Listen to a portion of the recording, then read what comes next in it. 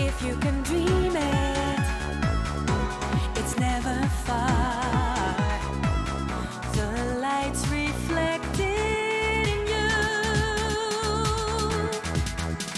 Shine, chase the morning star. Let your light shine through. Trust in who you are, 'cause I believe in you. Whether near or far, let your heart be true. Trust in who you are, and you will always shine. Just shine. You'll shine. You'll shine. Yeah. All right. Hey guys. Also thank you, Mike, for the sub. Don't really have a natural way to weave that in, but hey, y'all.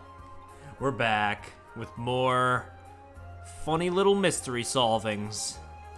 I was gonna, like I said, was gonna do platinum, but Brain just said Layton, so let's just solve some more mysteries. Oh, fuck, my back. Well, best of luck at work, Mike, and all that, of course. And once again, thank you for the sub. Yeah. Let's see the story so far. We just finished this case. Why are we getting a recap of the case we just finished? Thank you. Get out of there. Now then, to continue from where we left off, actually. Another day with no inquiries. Is London really so crime-free? No, actually, it's not. Usually, from what Ollie has described to me, it is the complete opposite of how they show it in these games. If you got nothing to do, why don't you tidy your desk? Yeah, it looks like a dog's dinner. And on the papers and books and goodness knows what else. It's a disgrace. Don't you worry, Cheryl. I have a system. I know exactly where everything is. Miss Layton! Miss Layton! Oh, goodness. What is it, Ernest? Don't tell me the people of London have finally cottoned on to me. Are they queuing down the street? Pretty much the underground future. London is real, though. Yeah. Don't worry. I know now. I know now. I know. Oh, I do wish they were, miss, but sadly, no. Oh, well, that's a relief. Yeah, it would be so terrible for business if we actually had some clients. Think about it, Cheryl. If people were queuing up to see me, I'd have no time for my afternoon tea. We need to get you some motivational training. Mood though. I don't have anything funny to say today, so hello. Hey, same. I've been wasting all my funny points on the script for the new video that I'm hoping to have by the end of the week. Not to toot my own horn, but upcoming video has some good moments. has a running gag as well that I'm particularly pretty fond of. Perry announced video. Hey. The difference this time is that I am very well into the development of this one. So once I start usually these problems only arise when I announce them before I start editing. Editing is probably my forte when it comes to these things. But you wouldn't know it because sometimes I leave in some errors that I really shouldn't. But yeah, that's enough deprecation. New video soon at some point. Also, speaking of that, I also started watching the anime. Hey, my dude, good. Y'all, the anime is way better than the game. I'm only playing the game here so we can have a bookend. But yeah, it's good. It's charming. It's cute. Ernest is an entirely different character. What the fuck? Anyway, it's not about being motivated. I'm holding back, so I'm ready to respond with pep and verve when the situation really demands it. Now then, what was it you wanted, Ernest? Well, don't be surprised, miss, but I've won! A pair of tickets to the exclusive pre-screening of the new film A Naval Advance No Sub for Love. Really? That's great, Ernest. So, I was thinking, perhaps you and I could go together, maybe? I mean, well, not as a work thing, but... I don't know. Oh, please, miss, it's a Maverick director film. I bet it'll be spiffing. Maverick D. Rector? Is he a famous filmmaker or something? God, fuck these pun names, by the way. For a second, I thought I would say 2 tickets to a cruise. The cruise case is not for a while. Don't worry. Well, actually, I think the cruise case opens up pretty soon. But if I learn my lesson from Sangrio, I think I'm gonna hold off on that one. All I really know about Chainsaw Man is that one guy that really wants to see some titties, and honestly, respect. Yeah. That's Denji's character, alright. Oh yes, he's the man of the moment in the film industry, miss. He breathed new life into the whole romance genre with his seminal work, E.T. the Extra Hungry Terrestrial and the Attack of the Munchies. If that's a real film, I'm a professor of archaeology. It's got everything, Cheryl. Suspense, drama, animal romance. Really, words can't do it justice. So, what's this new film of his about then? No Sub for Love? Oh, it's about love and emotions and it's packed with the edgiest seed action. And apparently has a real twist at the end. I'm sorry, animal romance? Yeah, wait, excuse me, Ernest, you want to run that by me one more time? Well, I think I feel a little overwhelmed already. The point is, it's a fantastic film, I'm sure. And there are oodles of famous actors in it, and the sets are supposed to be incredible, too. I'm sure you'd love it, miss. It really doesn't sound like my cup of tea, Ernest. Oh. Hey, don't give up, Pinstripes. Keep at her. Don't push him. What would pique Miss Layton's interest? Oh, of course. Well, miss, I've also been given a coupon for a free portion of the brand new durian-flavored popcorn, but I don't suppose... Popcorn, you say? I don't believe it. She's in. We got her. That worked? Really? I'd be glad to go with you in that case, Ernest. Where's the film showing? When do we leave? Now she's straining on the lead to get there. The preview's being shown at the Savaloy? How do you... Oh, these games love throwing words at me, huh? Savaloy? Okay. What's that? A famous cinema? Rather, the Savaloy Theatre is known by film buffs all over the world. It used to be just a run-of-the-mill cinema, but about 10 years ago, there was a huge renovation. It was turned into a luxury theater. Yeah, see, I had another existential crisis earlier about the English language, so honestly, I should just pronounce things how I think they look and just drive everybody fucking nuts. Since then, it's attracted all manner of cultural figures and celebrities from London. It's considered the heart of British cinema now. Really? The cinema of choice for London's elite? Now I'm interested. Popcorn, such a famous cinema, is surely going to be to die for. But the film is what's exciting, miss. Leave it, Pinstripes. We all know by now the cat's ruled by her belly. Of course, yes. A preview screening at such a prestigious location is going to be a big event, obviously. Oh, it is. I've heard that as well as the lucky winners like myself, all sorts of VIPs have been invited too. Really? Well, in that case, I'll have to dress up. As what? I was thinking I'd just go just as I am now, actually. Well, not me. I have to make more of an effort. That's what a gentlewoman does. I'll go and change now. Just give me a minute. Alrighty. Oh, Miss Layton, it's starting very soon, so, please hurry if you can. Or maybe worse, I'm not sure. I don't know what's going on there. Oh, now Cheryl gets levitation privileges. Oh, now he gets them. Just give me a minute, she says. I know human minutes are longer than dog minutes, but this takes the biscuit. She has been a rather long time, hasn't she? If we don't hurry now, we're gonna miss the show. Here I am. Sorry to keep you waiting. How many outfits did you try on, Cat? Oh? I say, miss. Yo, there she is. Look at her. That's cute. Cute shit. I like it. I like your cut, G. High five. What do you think, Ernest, Cheryl? Do I look silly in this dress? Silly? It's amazing what a dress can do. Well, I was hoping for a little bit of a reaction at the least. Well, never mind. We better get going or else we'll be late. Come along. All right, let's go.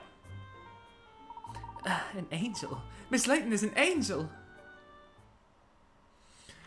Oh, come off it. Come off it, Ernest. We're just gonna have a good time. We're gonna have a wholesome time. Case number 3. Let's dig right in. It took us 10 minutes to actually start the fucking chapter. Granted, 3 of those minutes were me playing out my BRB music like a hoe, but you know. Here we are, miss. The Savoy. It is grand, isn't it? Gaudy, even. I've never been inside before, actually. I'm a little nervous. It's only a cinema. Yeah, come on, Pinstripes. You a man or a mouse? Because she'll eat you if you're a mouse. Okay. Sure, behave. This isn't something to be nervous about, Ernest. Every time Ernest says a word, my anger count raises by 1%. Like, I mean, sure, I will say, I've watched a few more episodes and, like, Ernest still does simp a little bit in the anime, but it's not nearly as egregious as it is here. It's not like when I have to add another book to a teetering pile on my desk. Tidy up! Bad dog. Anyway, enough of that. There are a lot of people here, aren't there? Have they all won tickets, do you suppose? I expect so. It's almost palpable, isn't it? Everyone's dying for the film to start. I know I am. Oh, look, miss, over there. Isn't that Emiliana? So it is. I wonder if that means something's happened. She could be here investigating. I haven't noticed any kind of commotion or anything. If there was an incident, that would liven things. Never mind. Let's just go and get the information from the horse's mouth. Alright, let's go. Lesbian, yeah. Yo, Spark Brushel, how you doing, dude? These ignoramuses call themselves fans. Oh, hello. Are you a Maverick Director fan yourself? Me? Ha! Please, don't sit me on the same stool as the rest of these open bracket, so-called closed bracket fans. I'm a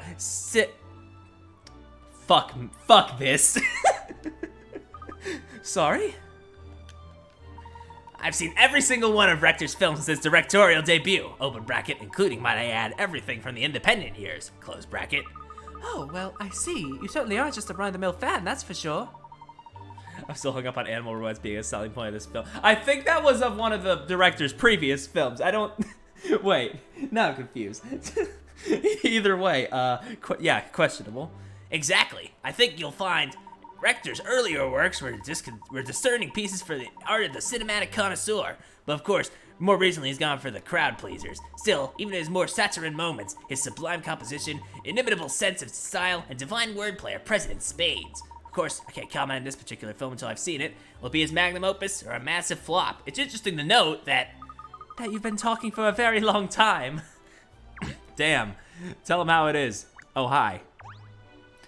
How are you doing? Oh, God. Miss? I think that's I think that this is the rare Layton miss, because goddamn, that's a face. Sir. Looking like a fucking puppet. Is it still not time to go into the theater? Yes, I'm afraid they're still setting up inside. If you could just be patient a little longer, yes? We'll just have to wait, Ernest. We could look around a little in the meantime. Perhaps. Looks like a fucking ventriloquist dummy to me. Rare Layton. Listen! It was rare before this game, at least, okay? I know this game turns it from the rare Layton miss to the uncommon Layton miss, but still.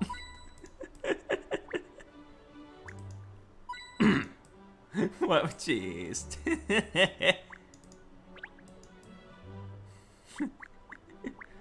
Wait, that one guy from Ace Attorney. Yeah, the puppet that wanted the, you know.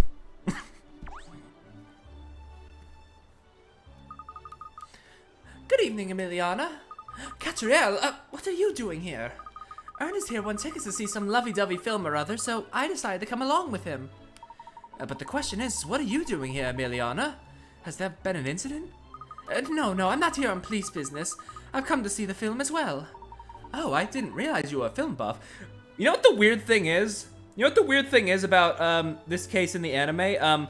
Emiliana isn't introduced until the episode after, so she just isn't in the episode whatsoever. It's weird, like, the minor differences, like, between the anime and the game adaptations of the cases. Yeah, fucker, we don't talk about him. Alright. Oh, I didn't realize you were a film buff. Well, I wouldn't describe myself as a buff exactly, but I enjoy the change of pace. Profiling all day demands a huge amount of concentration. But the only people here tonight are either involved in the production, VIPs, or they won tickets like I did. So I presume that means you entered the prize draw as well, did you? Oh. Va bene. See, I entered the prize draw. So what? This doesn't make me a film buff. I just entered the draw because I felt like it and happened to win. But that's incredible. I mean, it's such a long anticipated release. The competition was fierce. The chances of winning were very tiny. I had entered the draw over 100 times before I won. Well, I entered more than 200.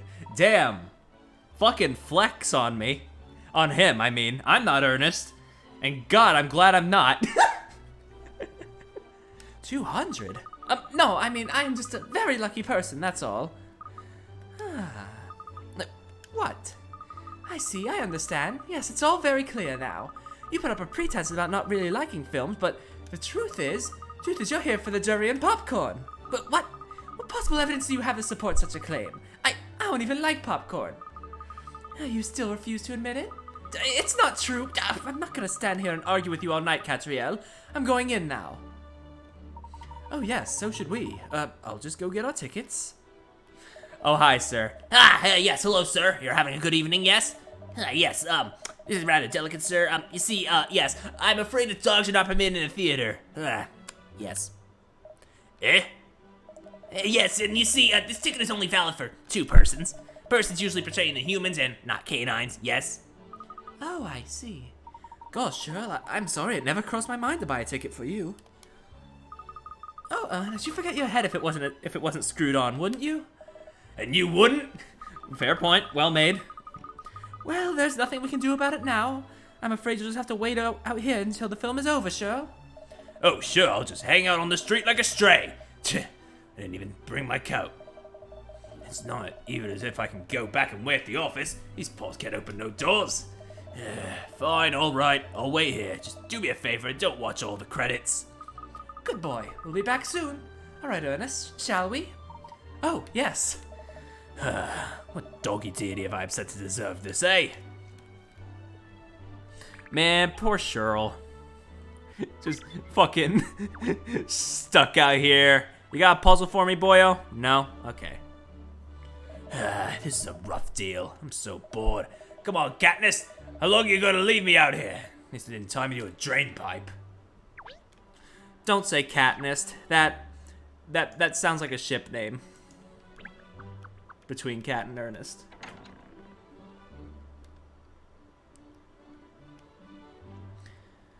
I can't believe it's upon us! Maverick Director's latest masterpiece awaits! I'm beside myself with anticipation, Miss Layton. I really am! Ernest, this no sub for love film, it's a romance story, isn't it? You've only just worked that out. Well, yes, it is a romance, but it's so much more than that, miss. Actually, you can't pigeonhole Rector's work. It transcends genres. You see, Miss, Rector used to direct cult B movies. He had quite a following of die-hard fans even then. I think it must have been his attention to detail. I mean, really, he was a complete perfectionist. But he somehow never managed to appeal to Joe Public. Who's Joe? Joe Public! Got him! Then about 10 years ago, he started to move into more mainstream genres, romance stories and so on. That's when he started to become more popular by appealing to a wider audience. Now he's regarded as one of the greatest directors of our time. His films are always highly anticipated. I must say, I've always thought his films were capital. I've been a huge fan ever since his cult B-movie days. My all-time favorite has to be Warlord, the mud-bathing robot hippo on a mudless post-apocalyptic Earth. I see, so you're also a fan of Mr. Rector's films, aren't you, Emiliana? Well, of course, I think he is a fantastic director, but no, I'm more interested in the actors in this film. Oh, you mean Leonardo DiCaprio? That's fucking awful. I couldn't even finish that with a straight face. I had to go straight for the... God, fuck you. Fuck you, game. I heard he's ever so popular with the ladies. Well, he is extremely good-looking, and an excellent actor, of course. After all the action roles he's played, I'm dying to see what he's like in a love story. Emiliana, I didn't take you for a lovey-dovey type. How cute. Oh, I didn't mean... I am not lovey-dovey. No. Anyway, when you finish teasing me, look, it seems the VIP guests have arrived. Oh? Oh? Oh, shit, look at all them fancy cars! Oh, hello. Yo, the lot of them. Hey, look. Wow. Look at all these rich folk. Dragons! Well, London's wealthiest would be at an event like this.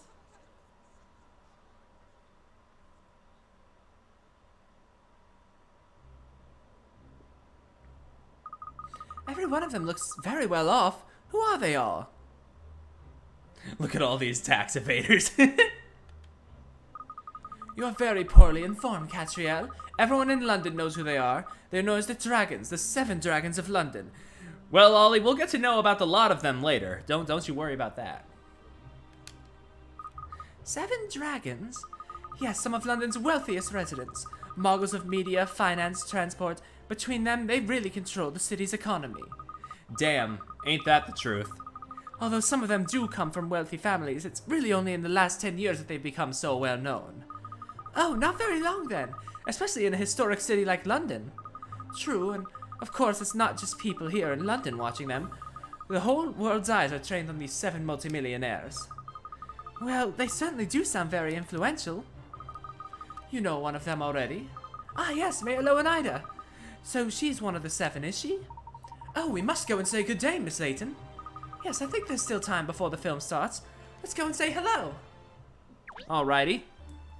Anyone else around here first before I talk to the mayor again? No? Any coins? Oh. I just want some coins, man. Burp. Yeah, okay, fine, we'll talk. Hey. Oh shit, puzzle. We got a puzzle. Good evening, Pippa. Catriel, I wasn't expecting to see you here. No, well, in truth, films aren't my thing. I'm here for the popcorn. I don't doubt it. I didn't realize you were one of the 7 Dragons of London.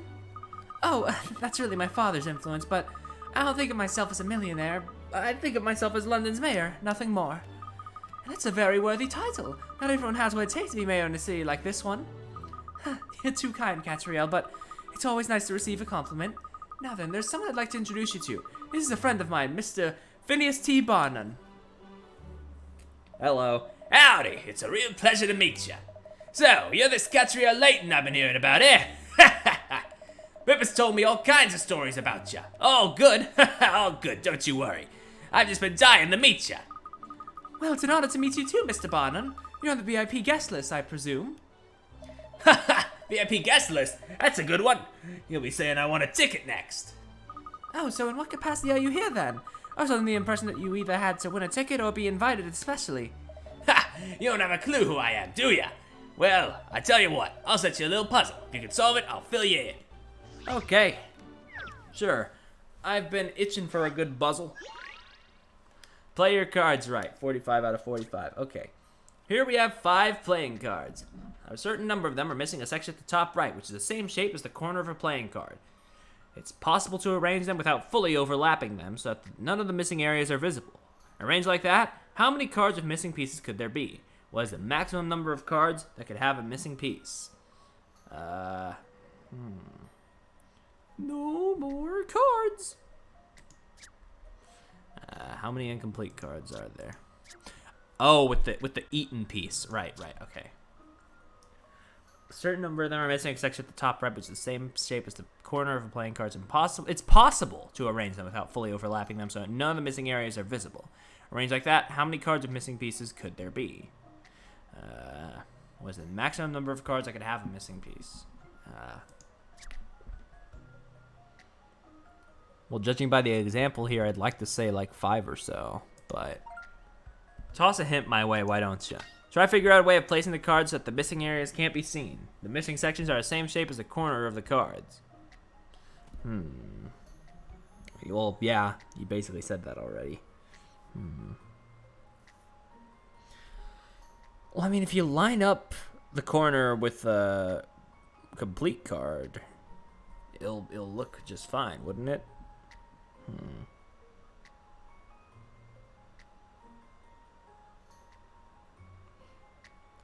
It said maximum, right? Not, yeah, wait. Yeah, maximum, yeah, okay.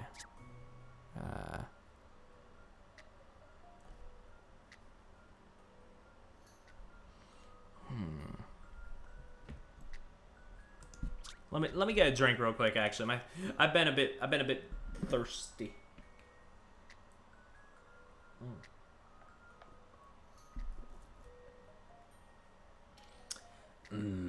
Hydrate. Don't forget to stay hydrated, peeps. That is my sage advice of the day. Is that even advice? That's just how you should be living, honestly. Anyway, I'm gonna say 5. I don't know. That's not a 9 game. I was just about to have something to drink. Now I'm gonna forget. No, what have I done? This is an interesting one. Damn. Okay. Really? All right. Elaborate. I'm sorry. I was just like, oh, it has 5 right there. Explain. Oh. I was going by the logic of like happening to like in a hand. I didn't think of it like that. Okay. It's possible for all 5 cards to have missing sections to be placed so that those sections are not visible. You just have to line up the corners of the cards with the missing sections. After placing 4 cards in a circle, you place that final card with the missing piece lined up at one of the corners. Sure. Okay. I don't have the capacity to think right now. Can you swap? If I remember correctly, yes, you can swap outfits. In fact, if I remember correctly, they were like much like the 3D Ace Attorney games. There were some DLC costumes, like you could have Layton, Luke, and Emmy outfits, that was neat. Unfortunately, I do not have those because I do not want to shell out money for that at the moment. But they're cute. Ha! They told me you were good at puzzles and they were right. Sorry, I wasn't trying to test you or nothing. I just wanted to see it with my own eyes. See, I'm a big fan of detective work. Yeah, I would assume the Switch version has even more outfits, considering it's, branded as a deluxe version. Yo, Phineas, where's Ferb? Damn, Phineas really let himself go. He fucking turned his triangle head into a trapezoid. Well, I hope I didn't disappoint you. On the contrary, so we had a deal, didn't we? Let me tell you all about me. I'm the manager of the Savoy, you see, the Savoy being the greatest darn theater in the West End, bar none. Yes, we got the pun, Phineas. It's fine. Your last name is Barnum. We know. I'm the one who put on this screening. No, wait, better question. Hey, where's Perry? Right here. That's not funny. That's not funny. Shut up, Perry. Oh, you mean you own the Savoy? That's right. Now I hear you blew Pip's little festival blowing out of the water. Was wondering what kind of a girl you were, and now I see. Mighty fine.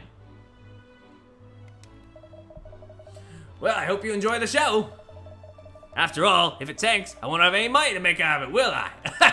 No, you got plenty of money, buddy. Don't be cheeky about it. Well, the truth is, I'm really here for the popcorn, not the film. Ah, your new durian flavor, you mean? Ha! You know I come up with that myself. No, it's just a regular Perry, not wearing a hat. I should draw my little chibi avatar with a little fedora on, to be honest.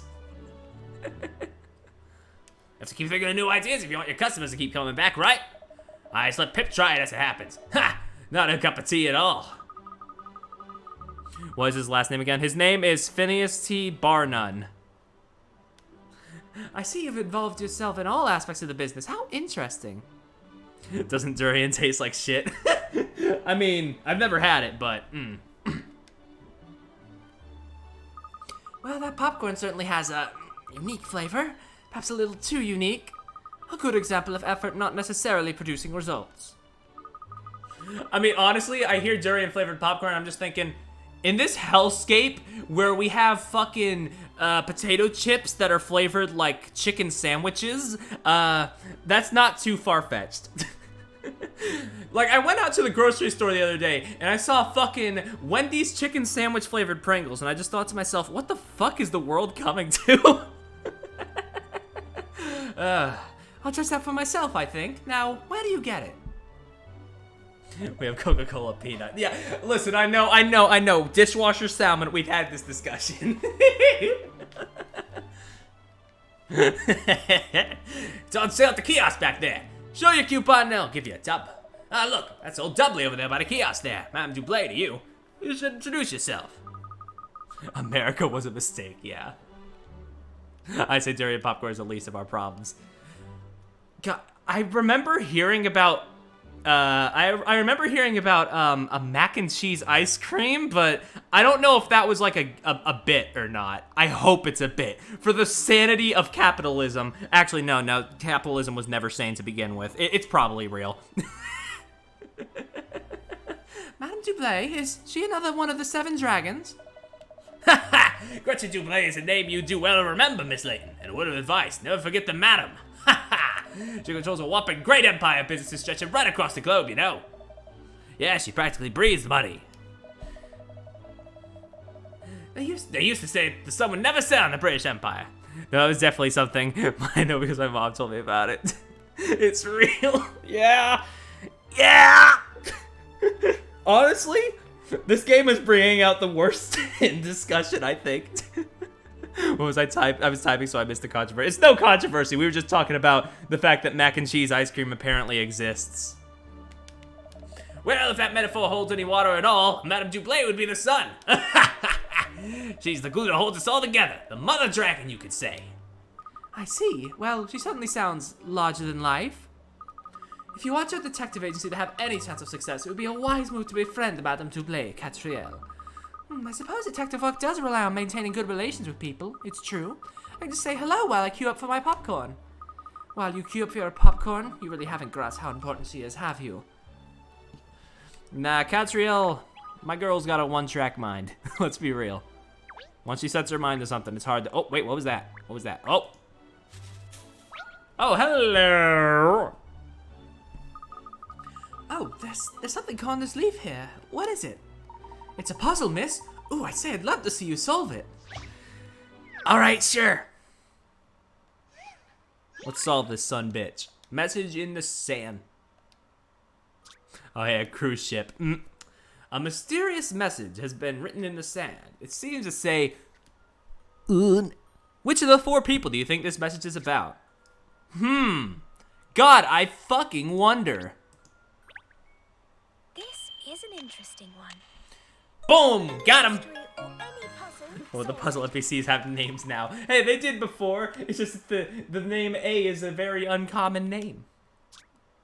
You did it. The answer was John. The upper half of the letters have been washed away by the sea. Perhaps whoever wrote the message had some secret feelings. The what? No, don't poison Nuz's mind with capitalism being even more of a mistake than we thought it was. There, I showed that puzzle who's boss, didn't I? I must say, it's an unusual place to find one. Perhaps it's here to entertain people while they're waiting for the film to start. All right, let's go find Le Madame. What? The capitalists did what? Chicken sandwich flavored potato chips and mac and cheese flavored ice cream. Here we are at last, the kiosk. Time to sample our all-new popcorn delight. Explaining work. Okay, I never said that. I do not condone that. Even as a joke. Oh, Jesus. Oh no! What's the matter? There's no one at the kiosk. I won't be able to get the popcorn. Never mind, miss. How about introducing ourselves to Madame Duplay instead? So near and yet so far. You mustn't be down in the mouth, miss. Remember, Mr. Barnum said she could be a really useful contract. Yes, alright, let's say a quick hello then. Do you know which lady she is? I suspect that lady over there might be who we're looking for. Yes, I think you might be right. She certainly stands out as being affluent. Anybody else around here? You said there were multiple ladies, but I only see the one. All right. Hello. Excuse me, you wouldn't happen to be Madame Duplay, would you? Indeed I would. And you are? I'm Catriel Layton, from the Layton Detective Agency. It's a pleasure to meet you, madam. Oh, the Layton Detective Agency, you say? Now, where have I heard that name before? Ah, you must be the famous Herschel Layton's daughter, are you? How is the professor? Is he in good health? I think so. You think so? Well, no, I mean, he's very well, yes, thank you. I'll be sure to mention to him that I met you. Yes, please do. Tell him I should very much like to meet when he's next available. I wish I could. goodness, it's nearly time for the show. I promised myself a little tipple before it begins. Do excuse me. Do I want to know what tipple means? Well done, Miss Layton. I think you made an impression. Whew, I don't know, Ernest. All this hobnobbing with the rich and famous is taking its toll on my nerves. Oh, I don't believe it. Over there, look. It's Maverick Director. Hey, I just saw you in the anime the other day. Ladies and gentlemen, I'm Maverick Director. Thank you all for coming to see the premiere of my new film. Hope you enjoy A Naval Advance, No Sub for Love. The screening is about to begin, so you'd all like to make your way to your seats. Speeds, drinks, and alcohol. Oh, okay. Oh, my giddy aunt. I can't believe it. It's the real Maverick Director, Miss Layton. I've never seen the real Maverick Director before. Maverick Director. Yep. We sure do love our pun names here. But you've seen the fake one. No, I didn't mean, Oh, there's no time for that. The film is about to start. We must take our seats. Aren't you forgetting something, Ernest? First, I have to redeem this coupon. Oh, and look, the kiosk attendant has returned. But what if the film starts while you're waiting for it? Everyone else is already inside. I'm going to punt Ernest. Oh, I would too. Trust me. Quickly, miss, we must hurry. My dude looks very, like, if Kiki was here, I imagine they would say that they could snap Ernest like a twig, and honestly, yeah, I probably could too. Let's not talk to Mr. Oh, hello. Hey, mama, watch me obliterate this twink. Oh, I say, miss, a hidden puzzle. Oh, well found, Ernest. Why would you solve it, seeing as you found it? Me? Well, alright then. I can't very well shy away from a puzzle and still claim to be a worthy assistant. Fuck off! Shut up! I hate you! Every word that comes out of his mouth. Anyway. Use the 3 enclosures to make a bed for the chicks. Slide the enclosures so that all the chicks are contained. Is that it?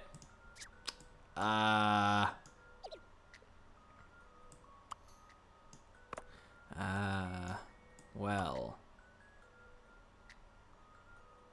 Then that has a very triangular shape down there. Fucking smimp.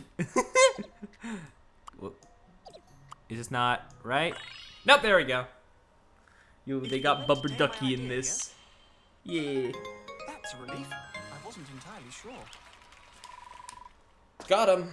The chicks are all contained within the enclosures. They don't look like they're going to sleep anytime soon, though. They're still very lively. Look at those little bitches.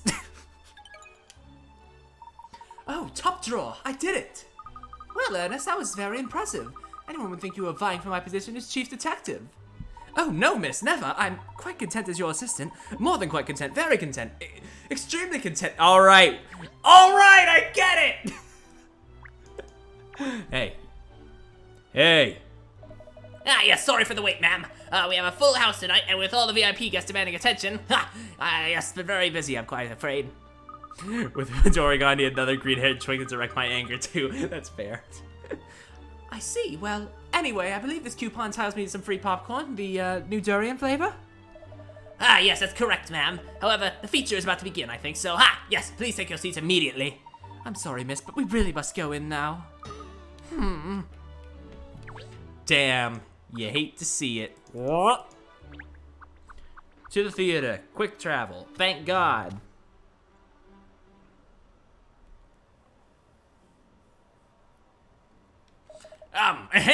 Ladies and gentlemen, welcome. Welcome to the premiere screening of my latest work, A Naval Advance, No Sub for Love. The story begins with a young couple who meet at a ramshackle old cinema out in the sticks. The man wants to become a film director, whilst the girl nurses a dream of being an actress as she waits tables in a local cafe. A turn of events sees the pair on a luxury cruise ship together, and they fall more and more in love as time goes on.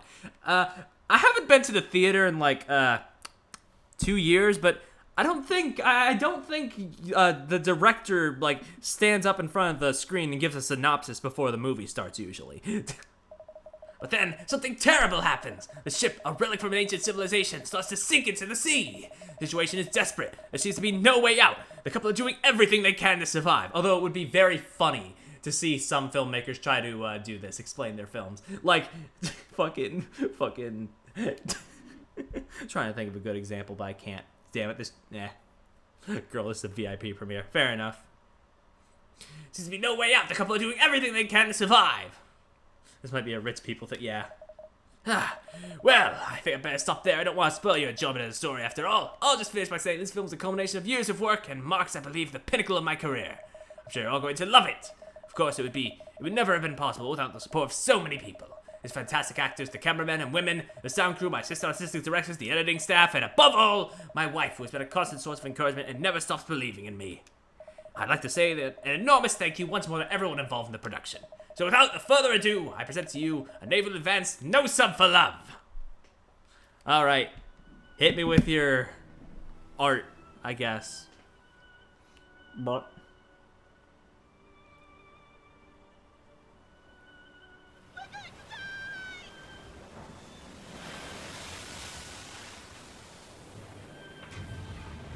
damn, this director's apparently rich as fuck, but he still couldn't get good actors.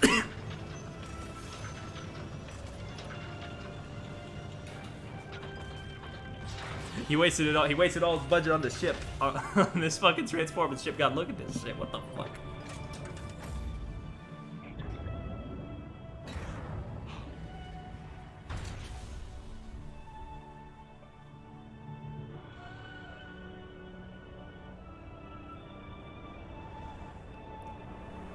This kaiju.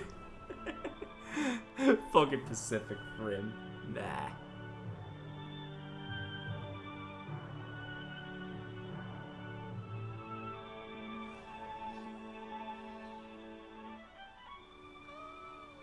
No, this is animal.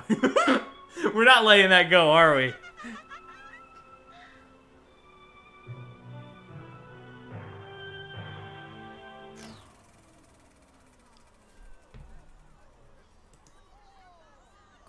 Uh-oh.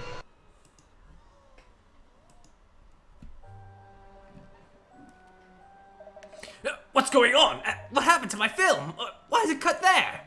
No, this isn't right. The last scene, the kiss scene, the big finale. Someone's stolen it. Uh-oh. Uh-oh, sister.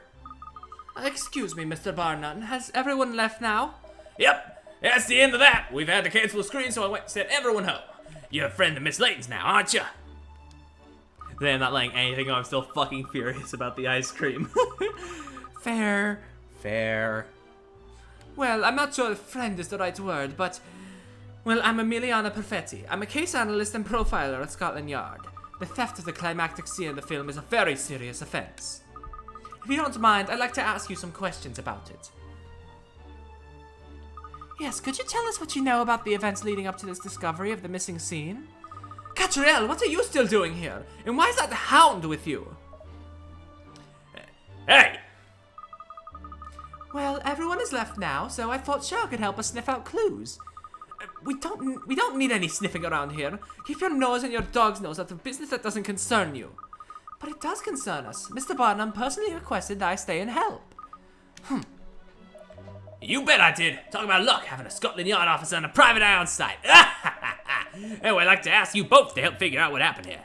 Who the heck cut that kiss scene out of the film, huh? If anyone can solve this case, it's the woman who figured out that Riverside Festival shenanigans. Isn't that right, Catriel? You'll take on the case, won't you? Well, I couldn't very well turn you down after that glowing praise, could I? I'm sure that Mr. Barnum probably is supposed to sound British, but like with the inflections that his text has, I can't not read it with a bit of the fucking bootleg DDD accent I have going on. Of course I'll take on the case. Any mystery solved. That's my motto. Mr. Barnum, please, I'm more than capable of handling this case. Leave it to the experts of Scotland Yard. Now, I'm not saying I don't think you're a talented detective as well, Miss Perfetti. But a little competition to make you both work harder. Va bene. You'll soon see that I pinpoint the truth much more quickly than this so-called detective. That's the spirit. Good luck to the both of you. Well, don't just stand around here chatting to me. You'll better run around and get a statement from the old rector, hadn't you? I keep seeing the name Rector on its own, like separated from the pun, and it makes me think of like very bad things. Where is he now, do you know? Sure do. He's right over there. Still totally dumbfounded, poor guy. He put his heart and soul in that final kiss scene. It's kind of hard to understand why anyone would have done this, I must admit. Still, that's for you two ladies to figure out, isn't it? Hey, Maverick, what's up? Ah, my film, my magnum opus. Direction. I was thinking rectum, but I said that with such like certainty. Please, Mr. Rector, don't worry. I'll personally track down the thief responsible for stealing the last scene. No, you won't, because I'll track down whoever did it first, Catriel. Oh, good for you then. Oh God. Very professional, ladies, very professional. It was perfect. I made every last detail perfect before I was willing to show the public, and now this! Surely the negatives are still available. You'll be able to produce the new reel for another screening, won't you? Who let you in? Catriel did. She said now that everybody else is gone, we can have Cheryl in here to help. Which, I'm pretty sure he still shouldn't be in here, but you know, beggars can't be choosers. But didn't you see the audience's reaction? They were frustrated. With that final scene, the story doesn't hang together at all. Duh, I wanted to give people the perfect film. I put my whole life into this project, my heart and soul. We understand, Mr. Rector, but try not to let it get you down. I will track down the perpetrator. Do not worry. Trying to let it get me down? Are you mad? This is a disaster. A blow like this just before the official release of the death knell for any film. Just when I thought I made it to the big time. Why, I've gotten it with the top studios. Now it's back to trying to make ends meet again. What am I going to tell my crew? I thought I'd finally be able to pay them what they're due. This is terrible. Please, try to calm down. Now tell me, do you have any suspicions at all about who could be responsible? Responsible for this desecration of my work? Obviously someone who doesn't like my films. How am I going to face my crew, my wife even? They're all on tenterhooks waiting to see how the audience reacted. Quick, what's tenterhooks mean? I just want the ground to open and swallow me up. I wish I was on that submarine right now, sinking. Well, before he made the submarine reference, I was about to say, in very poor taste, is that a Miracle Mask reference? About the ground opening and swallowing him up? I'm sorry, that was, again, like I said, in very poor taste. I know it's not an exclusively British thing, but still. Well, yes, thank you for your time, Mr. Rector. Sinking. Waiting nervously for something to happen. Okay. I learn all kinds of things from these games, apparently. Oh dear, he's taking this really badly, isn't he? Yes, ridiculously so. I give up. I'll try talking to him again once he calmed down. You can't blame the guy for being upset. This movie was a big deal to him. And he's not the only one who's troubled by what's happened either. I'm kind of sour myself. Well, yes, I imagine you would be. This is going to affect sales for you, after all. I like the way you think, Missy, but it's not just that. I'm a big fan of Rector's work, you see. I was looking forward to the whole world finally seeing what great director he really is. Now this has happened. All that talent go to waste if we're not careful. So you two ladies better gonna move on and figure out what happened to that stolen scene. If it'll help, I can give you access to anywhere in the theater. In fact, I'll tell security to give you free reign. There's a projection box around the back. Normally it's out of bounds, but I don't mind you going there to investigate if you need to. A projection box? Aha, thank you, Mr. Barnum. What are we waiting for? Let's hightail it over to the projection box then. Yes, I agree. We should start by investigating the film reel. Is there something wrong, Emiliana? I've come to expect irrational behavior from you, Katria, but really, talking to your dog? Yes, it's wonderfully therapeutic. You should really try it sometime. Anyway, are you coming with us to the projection box? No, I will be carrying on the investigation somewhere else first. Amateurs tend to put me off, and I might miss something crucial. You see, Catriel, every criminal, no matter how careful, leaves a trail of telltale signs following a crime.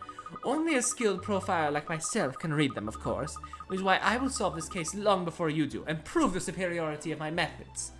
Alright, we get it. You're so much better than us. I'll look forward to it. Don't mock me. Va bene, you'll see soon enough. I wasn't really mocking you. I am looking forward to it. Allora, until later, Catriel. Just try not to disturb the scene too much, won't you? God fucking gay. Okay, let's go to the back.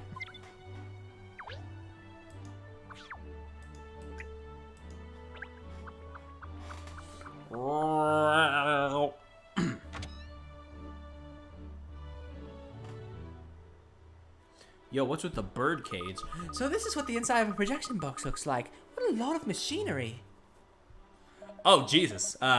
Hello? Fucking flash game character looking ass. Excuse me. Authorized personnel only in here, please. I'll have to ask you to leave. When do we meet the pink-haired girl and did I miss it? We'll meet her later. Unfortunately, I don't think she gets a proper introduction in this case. I wonder what this machine does. Stop! Don't touch Albertina! Albertina? Yes, Albertina. She's brand new. If you touch her, you can put her totally out of alignment. She's very cranky. Not like old Rosalind next to her there. She's much better behaved. Bulletproof she is. Albertina is delicate. Uh-oh, wacko alert. This nutjob's named all his equipment. Albertina and Rosalind, what lovely names you've come up with for your machines. Don't touch! Please, I'm gonna have to insist that you leave now. It's alright, Mr. Barnum gave us permission to investigate in here. Investigate? Who is this Sheen-looking motherfucker? Don't insult my boy Sheen like that. Sorry, I should have introduced myself. I'm Catriel Layton of the Layton Detective Agency. These are my assistants, Ernest and Cheryl. We're investigating the disappearance of the final scene of No Sub for Love. Would you mind telling us who you are? I presume you're a member of the technical staff here at the theater. Oh, yes, I'm Seymour Frames. Oh my fucking god. Awful. Awful. I'm the Savaloy's projectionist. I see, and what do you do? Okay, I'm just gonna say it because it's gonna kill me if I don't. Seymour Frames. I mean, it's better than the alternative, but it's still not a great pun. Why does he look like a fanboy and chum kid? Nope. That's it. That's it.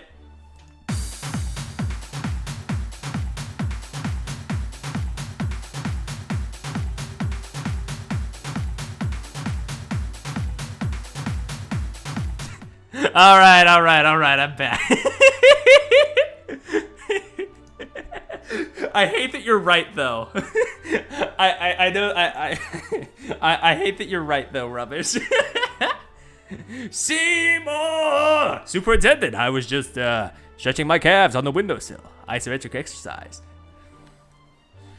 Well, miss, the projectionist is responsible for setting up the film and controlling the equipment during screenings. I must say, it sounds like a rather spiffing job. Just think of the films you get to see. Don't make light of it. Being a projectionist carries huge responsibility and demands incredible attention to detail. First, you try now what rubbish said. You can't reference it directly, or else you're just gonna, or else you would die. I have to keep a constant eye on the running of the film, fine-tune all the machines, and make sure the projection is in exactly the correct position at all times. There's never any downtime on the job. I have to spot all the motor cues and make sure I'm ready for the real changeovers as well. Golly, it sounds awfully complicated. It is. I wouldn't have any other job. I'm happy in here, shy by my machines, but people always think it's a dawdle and it's not! It sounds like he's more interested in the machines than the films they're showing. Yes, I think we need to ask this Mr. Frames a few more questions. Do we have to... Oh, hey, bird. Excuse me, Mr. Frames, but could you tell us what you were doing before the screening today? If you're expecting me to talk to you, you can help me solve this puzzle first.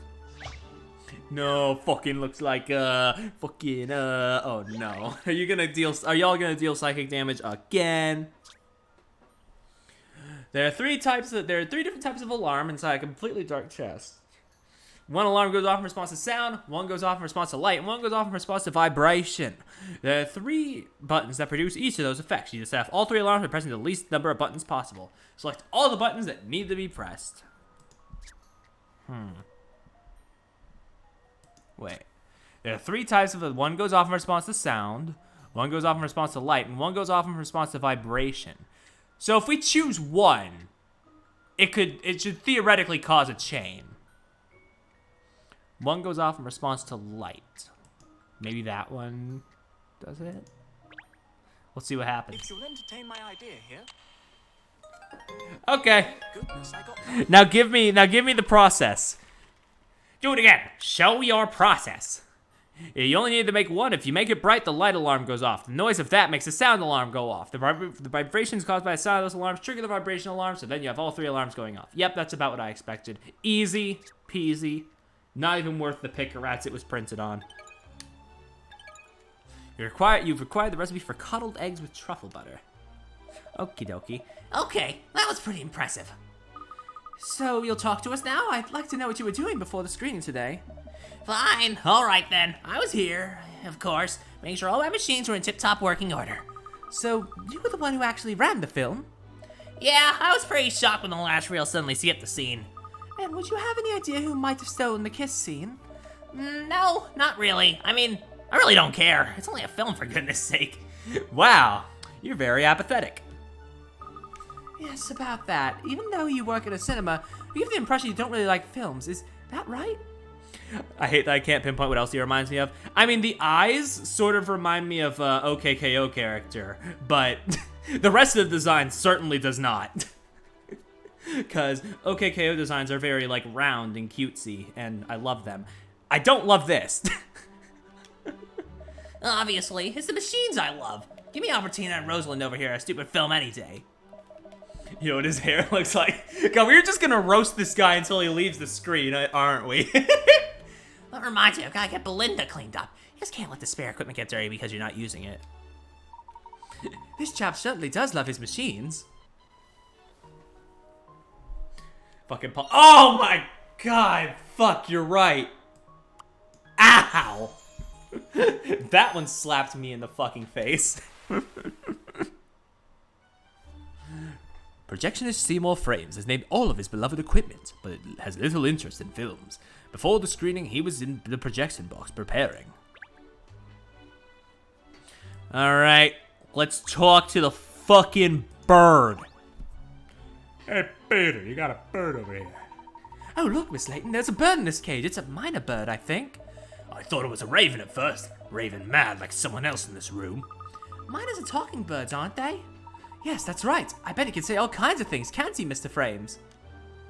Yeah, I've taught the Major quite a few words. Why don't you introduce yourself, Major? Come on, say hello. Frames here fucks machines. Hello, I'm the Major. Major Minor. Major Minor.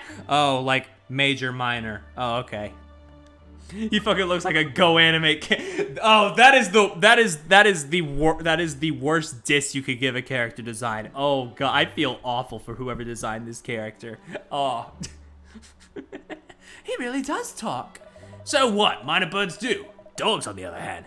Now that's something special. Would you mind if we tried to get him to say something? Sure, go ahead. He's pretty sharp. He'll probably talk for you. Oh, goody. Come along, miss. Let's try. This will be such a lark. Let's go animate. Nuz can probably explain that, unless he doesn't want to explain it, because it's a cursed rabbit hole that I would not wish on most people. Oh, hello. Ah, a ceiling hatch. That certainly deserves investigation. Have you noticed something, Ernest? I knew it. There's a puzzle hiding here, miss. Look. Oh god. It's basically like a bootleg Family Guy animation type thing, right? Isn't it? A sealed door in the heart of the ruins, waiting silently to open itself to intrepid explorers. Can you get the door to open? Yo, Azran Legacy vibes in this bitch. Keep pressing the door to open it. Okay. I think Family Guy uses it, actually. God, I wouldn't doubt it.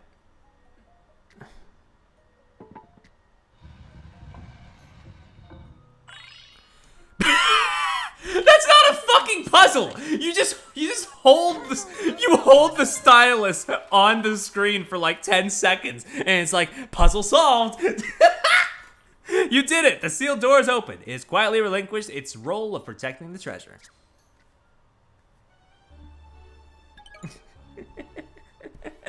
Sorry, how many fucking picarettes was that? Like 30, I think. Oh, jolly good, miss. This one was inspiring to watch. The puzzle is solved, but the mystery of what lies behind that hatch remains.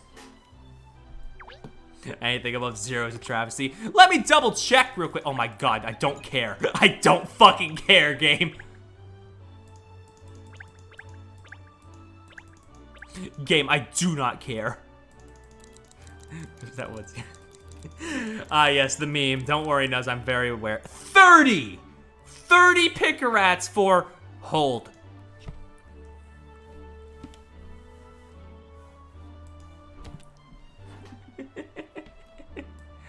Oh my god.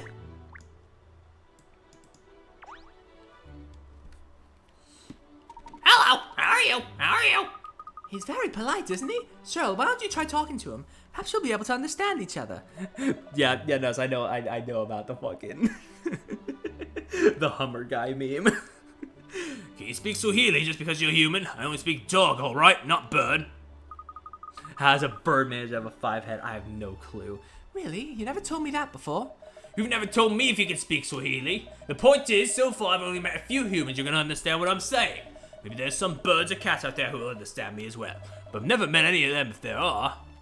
I didn't realize there were all these limitations on what you can and can't do. What a disappointment. Oh, sure, I'm such a disappointment because a talking dog is so mundane. Oh well, I suppose I'll just have to try to communicate with the bird myself. So, Major, did you see the film Thief? I feel bad being critical of appearances. It feels mean. Oh, Ollie, don't worry. When we get to the cruise ship case, there's a certain design that I'm gonna go all in on. Saw the thief! Saw the thief! Jeepers, really? Who did it? Who did it? Who did it? Yes, who did it? You did it! You did it! Of course I didn't do it. Didn't do it! Didn't do it! Ha ha! Who's a pretty wally then? Who's a pretty wally then? Gosh, he even tells jokes. Amazing. Yes, sight splitting. It told you the mate. It told you the mate is very sharp. A genius, really. All right then, Major, if you're so sharp, you'll understand when I explain what I'll do to you if you make fun of me again. Why was that so slow for a second?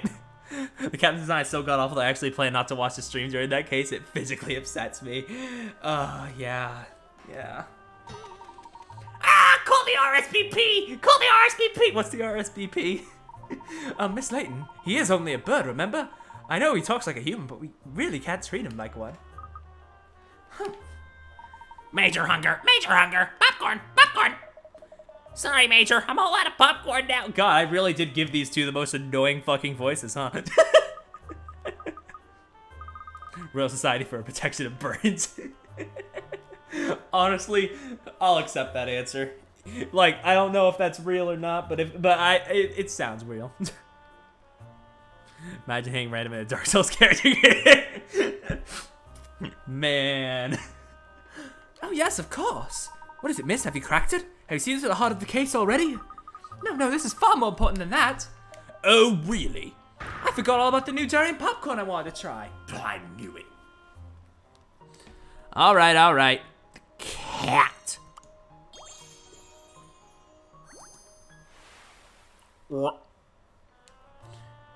Frames adores his pet minor bird called the Major. It brings it to work with him in a cage. The bird can speak, but it's unclear whether it can understand humans. I don't know. I think I can understand this pretty well, considering, like, we acted shocked at his, like, accusation, and then he was like, nah, brah, it's just a prank. And the machine mad Seymour frames his pet minor bird. Nothing seemed to stand out as being unusual. Yes. Gosh, you certainly seem to be deep in thought, miss. Are you figuring it all out with those little grey cells of yours, as Inspector Hastings calls them? I've got it. I know exactly where we need to head to next. Without a shadow of a doubt, the snack kiosk. Yeah, seriously? I refuse to leave without my free popcorn. I can practically see a little cones of corn popping around inside your head at the moment.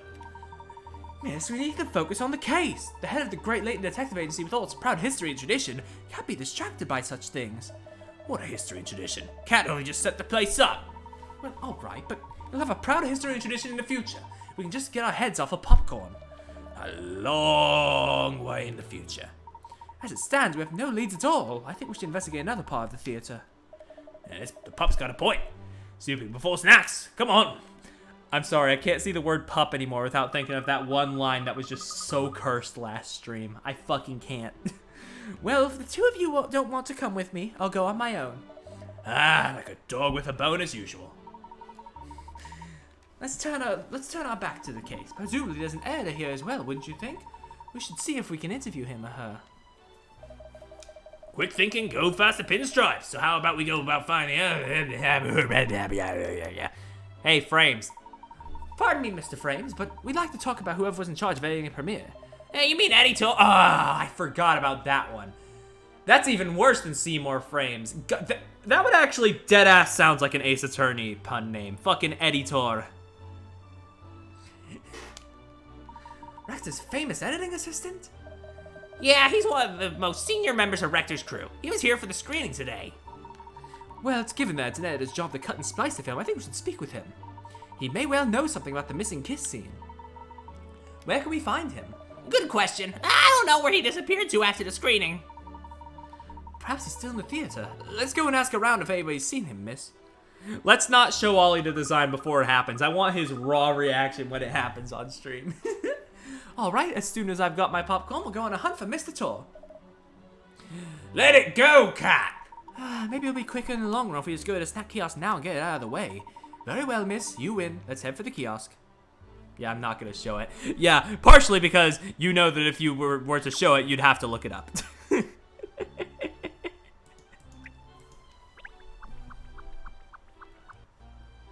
And you don't want that laddie on your search history. There's still one or two people about, even though most people have left now. Never mind that, it's popcorn time. Now I just need to give the coupon Ernest as to... I'm fumbling a lot. Ugh. Obsessed. You're obsessed. Yo, hey. Give me the fucking poppy. Wait, poppy is actually like a type of seed that birds eat. Huh. It all comes back around. Ah, yes. What can I do for you? Oh, aren't you the chap who showed us into the theater before? Ah, yes. All the other staff members were individually assigned to take care of our VIP guests. What's this voice turning into? I don't know. It's got a bit of a Boston thing going on it now. So yes, we're a little short of hands for the usual run of the theater. Yeah, I'm having to do everything myself. Greetings, theater goers. Showing them to their seats, manning the snack kiosk, cleaning. Yeah, I can't be in enough places at once. Gosh, you sound awfully overworked. Like someone else I can mention.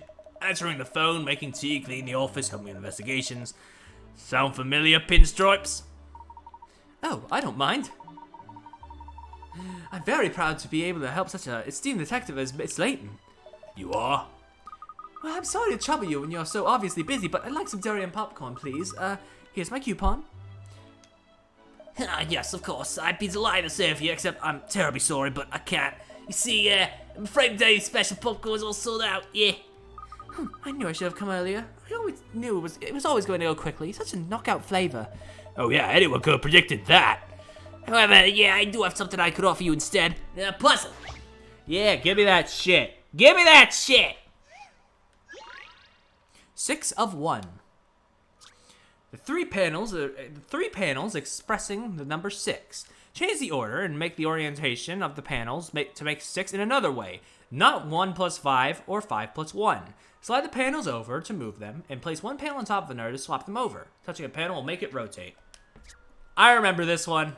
This one, it's simple, but it's cute. This puzzle's got some bite. Like, yeah, that one's really simple, and again, not worth the pick-a-rats, but it's cute. I'll give it that, it's cute. The answer to represent 6 in letters, 6. Got him. Boom, boom. Oh, good, the dog that got it on my watch got the puzzle right. Ha! I do hope that satisfied your appetite for something unusual, yeah? Oh, well, I suppose we'll just have to give up on the popcorn now and get on with solving this case. Finally, we can put all that popcorn nonsense behind us. Isn't it funny that the major, you know, the minor bird, knew the word popcorn? And we're back! I love Cheryl. Cheryl's great. Fucking sassy fucking dog. Ah, yes, actually, I was the one who taught him to say that, yeah. Oh, really? Ah, yeah, sometimes I take a snack of popcorn in the projection box. You know, I've even seen the major out of his cage before. You mean Mr. Frames lets the bird fly free? Ah, yeah, I believe so. I mean, only sometimes, of course. Otherwise, yeah, he could get in rather a lot of trouble. And quite often, the major eats all the popcorn before Seymour gets a look in. Ah, yeah, it's true.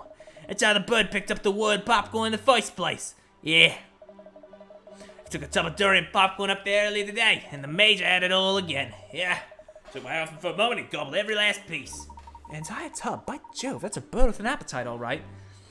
I sure hope he doesn't choke on it someday, considering, if I remember correctly, birds don't have teeth.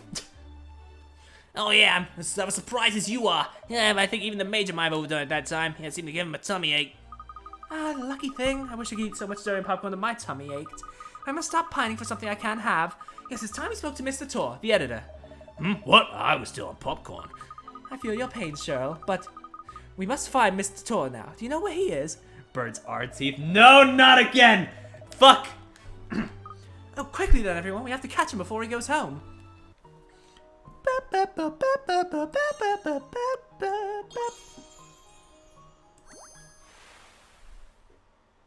Again? Wasn't there the guy that we talked about with the teeth in Azran Legacy? I just didn't want to talk about teeth again. in that sort of capacity. It seems the Major is sometimes allowed to fly free in the projection box. It has been known to get through a lot of popcorn on occasion. I must stop pining after things I can't have is probably the most heterosexual line catcher I will ever say. Yeah. Hollow bird. Yeah. I'm not actually that sickened. It's fine. Catriel, may I have a moment? Yes, what is it, Pippa? Not that it makes up for the trouble I put you to before, but I have a little something for you. These are fashion farthings. They're unique London currency I can use to purchase clothes. Oh, hey! Nice! The fashion farthings are a rare currency you occasionally find around the capital. They can be exchanged for items and or clothing. No, items of clothing. Oh, that said or clothing. My bad. We have something for items already. That's the decor dockets, which I haven't used yet because I'm lazy. A change of outfit now and then can be fun, don't you think? I personally try and keep up with the latest trends and fashions. Yes, so do I. It's what an English gentlewoman does. Thank you, Pippa. I say, miss, that's rather exciting, isn't it? You'll be able to purchase all sorts of outfits now. Now, I forget how you get more of those, but yeah, I'm sure we'll figure it out eventually. And then I remember in the mobile version, that wasn't there. All the outfits that weren't like already unlocked through the story were microtransactions. Golly gee. In this version, no, I'm pretty sure that the Layton outfits are still DLC though, so I guess it evens out. I think they're just around like hint coins. Fair enough. All the guests have gone home now. It's deserted in the lobby and outside. How about that man standing by the entrance? Do you think he could be Eddie Tor? We won't know unless we ask him. Boop. Hi. Excuse me, are you Mr. Tor, the editor? I am, and you are. I'm Catriel Layton from the Layton Detective Agency. You've probably heard of me. Nope. Oh, well, that's a shame. Still, you know me now, don't you? Mr. Barnum has asked me and my colleagues to investigate the case of the stolen kiss scene. We'd very much like to take a statement from you, Mr. Tor. After all, you've worked with Maverick D. Rector for many years, haven't you? I'm surprised a kid like you has even heard of me. All right, let's see what you know. I bet you haven't heard of this Rector film, have ya?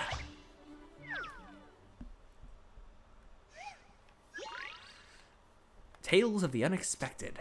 There's been an incident at the farm where all the cows have disappeared. According to a witness, a UFO sucked them all up and some aliens came out. Why is anybody's guess, but now you need to place an alien in each of the spaces where there is currently a cow. Touch a cow, suck it up into a UFO, and swap it with an alien, and vice versa. The creature coming down from the UFO will take another empty space. Why were all the side characters' designs just made with the Photoshop move tool gave people's faces? I mean, that's always kind of been what Layton does, but like, it definitely feels that way now more than ever. Maverick T. Rector, more like Maverick E. Yeah. You right. Oh, wait. I think I know this one.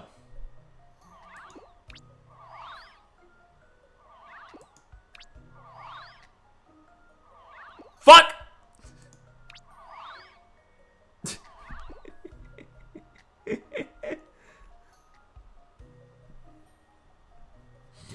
Actually, wait, no, maybe.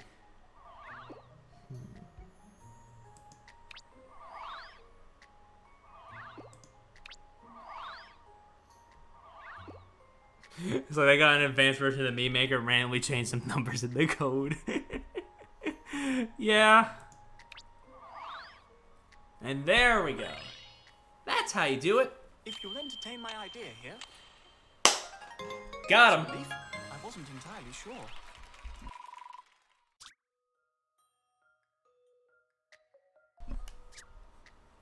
All right, let's go. We did it. 3-berry trifle. Ain't that nice?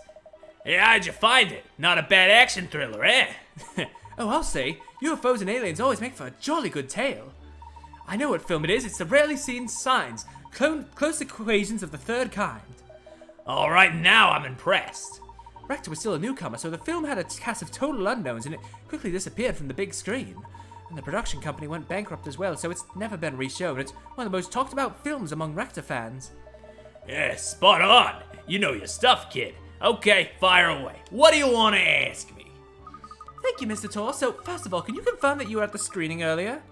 Yeah, I was there. I wanted to see everyone's reaction to our latest film, to be honest, but then that happened. It's unbelievable. You know, I've worked closely with Maverick for a very long time now, and I've never experienced something like this before. It's my job to cut Maverick's films, and my job alone.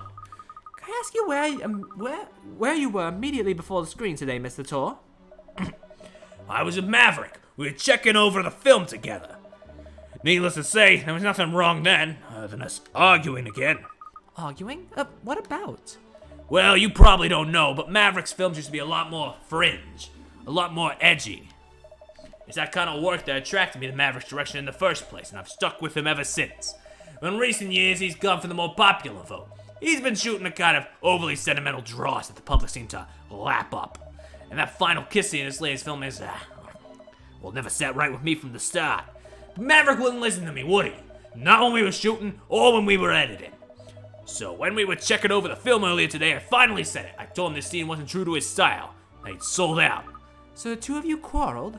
Yeah, but that's just par for the course. Directors and editors always argue. Always have, always will. Making film sounds like a tricky business. Let me make one thing clear. Just because we argue doesn't mean I do something like that and disappoint all these poor people. That sounds like something a guilty person would say. I see. Well, thank you, Mr. Tor. No problem. You can catch whoever did this, alright? I want to know who was responsible. Well, I think we've spoken to everyone now. Unsurprisingly, no one stands out as being the guilty party at this stage. Maybe it wasn't an inside job. Perhaps you start thinking along different lines.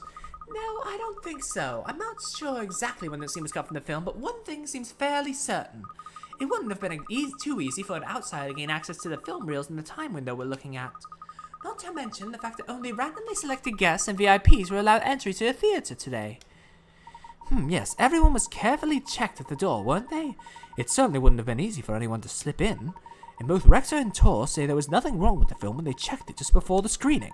So even if someone had managed to slip into the theater unnoticed, they wouldn't have been able to get to the film reels between then and the start of the screening.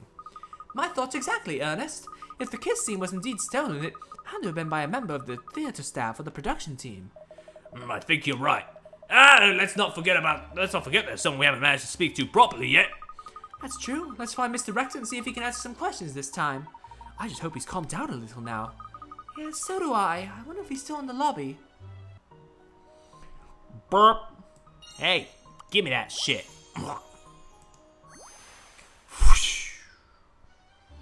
Though once more inclined to fringe material, it seems Maverick D. Rector has recently shifted into more mainstream romance-oriented films. Alright, let's head in. Where? No director. Ah, there's Emiliana. Look, perhaps she'll know where we can find him. Yes, let's go and ask her, and we can find out how her profiling is going at the same time. Hey, Lesbim. How's it going? Oh, still here, pretending to do real detective work? If I were that good at pretending, I could pretend to like you. Damn! Got him. Y'all gay, though. So, how are you getting on? Don't be so catty. No doubt you've hit a brick wall, so you've come to see if you can glean anything from me. And not at all. I was just curious to know how your profiling was going. Very well, I'll tell you. People hearing some genuine deduction will make you realize how unsophisticated your own efforts are. A taste of cutting-edge profiling work could do wonders for your future investigations. Well, we can dream, can't we? You know, this lady always makes me want to scratch. Be quiet, Hound. Don't interrupt me with your meaningless yapping. Yeah, bow wows and bow wow, you're annoying. So, having spoken to everyone involved, I built up a detailed profile of the case. The only person who was unhappy about the final kiss scene was the editor.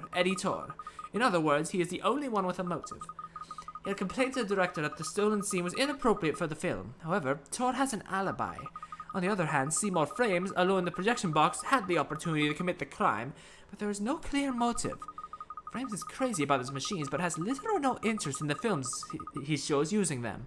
Therefore, he had no reason to commit the crime. The logical conclusion of all this is that the culprit is someone else, someone we have yet to investigate. But who could that be? The only other person with access to the film reels who had not been investigated thoroughly until now is Director Maverick D. Rector. Rector? But why? Rector is a renowned perfectionist. His attention to detail is well known. How meticulous he is about such minutiae,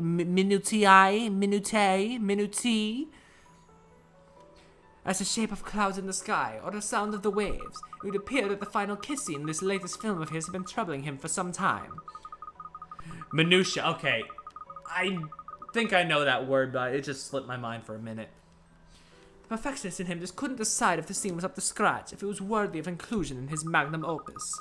He agonized over this right until the premiere screening today, when finally he made up his mind. The scene had to go. With no time to lose, he cut the scene from the reel and either hid it or disposed of it, all for the sake of the perfect film. That is the outcome of my analysis of all the available evidence. Very interesting. It's certainly a plausible theory, Emiliana. Oh, I wasn't expecting you to accept it so graciously. But something about it just doesn't sit right with me. You have a problem with my profiling? Yada, yada, yada. I need a drink. Drink break.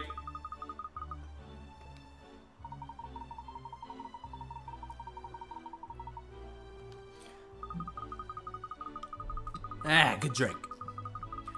Magic has no place in case solving, Ernest. Catriel is working on a hunch, nothing more, and hunches are unreliable. Well, anyway, I think we should have another chat with Mr. Rector. He was too upset before to give us any useful information. Well, that is certainly true, and the more information we can gather, the better. And talk of the devil, that's him over there, isn't it? Oh yes, and he's with Mr. Tor, it seems. It looks like something is going on between the two of them. Oh boy. Eddie, there you are. Have you got a minute? Sure. Actually, there's something I need to talk to you about too.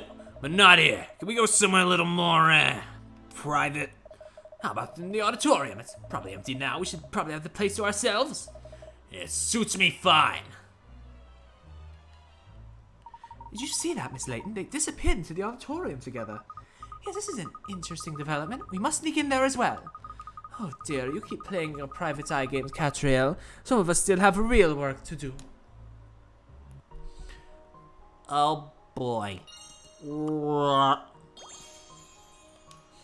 Only one more clue and we're almost out of here. How is this one taking an hour and a half? Perfectionist Rector wasn't satisfied with the final kiss scene. Emiliana has conjectured that he cut it out of the reel himself, but is she right?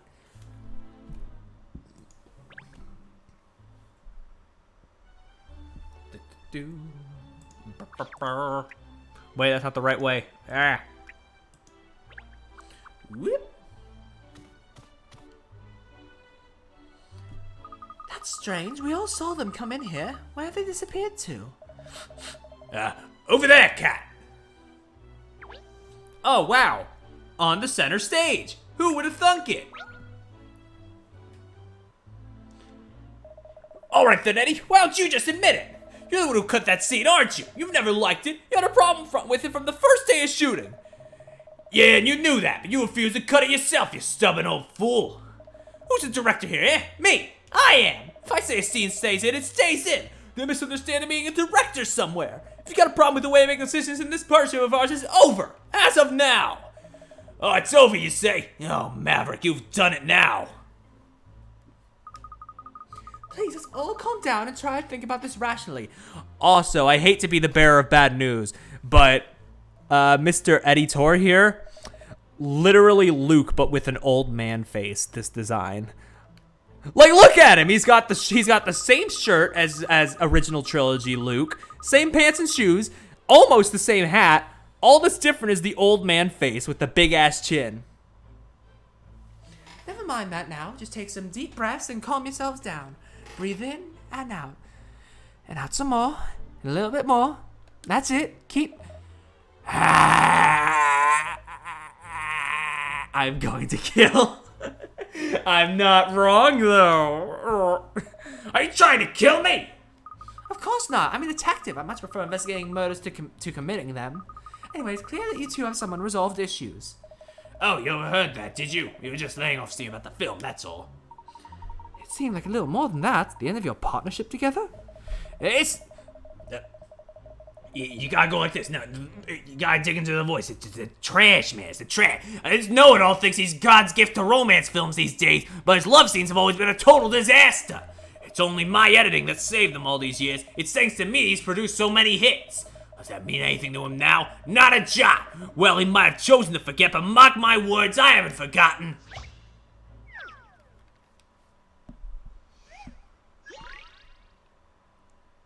The sun is setting at the beach, the perfect backdrop for a sweet kiss with the girl in the hood.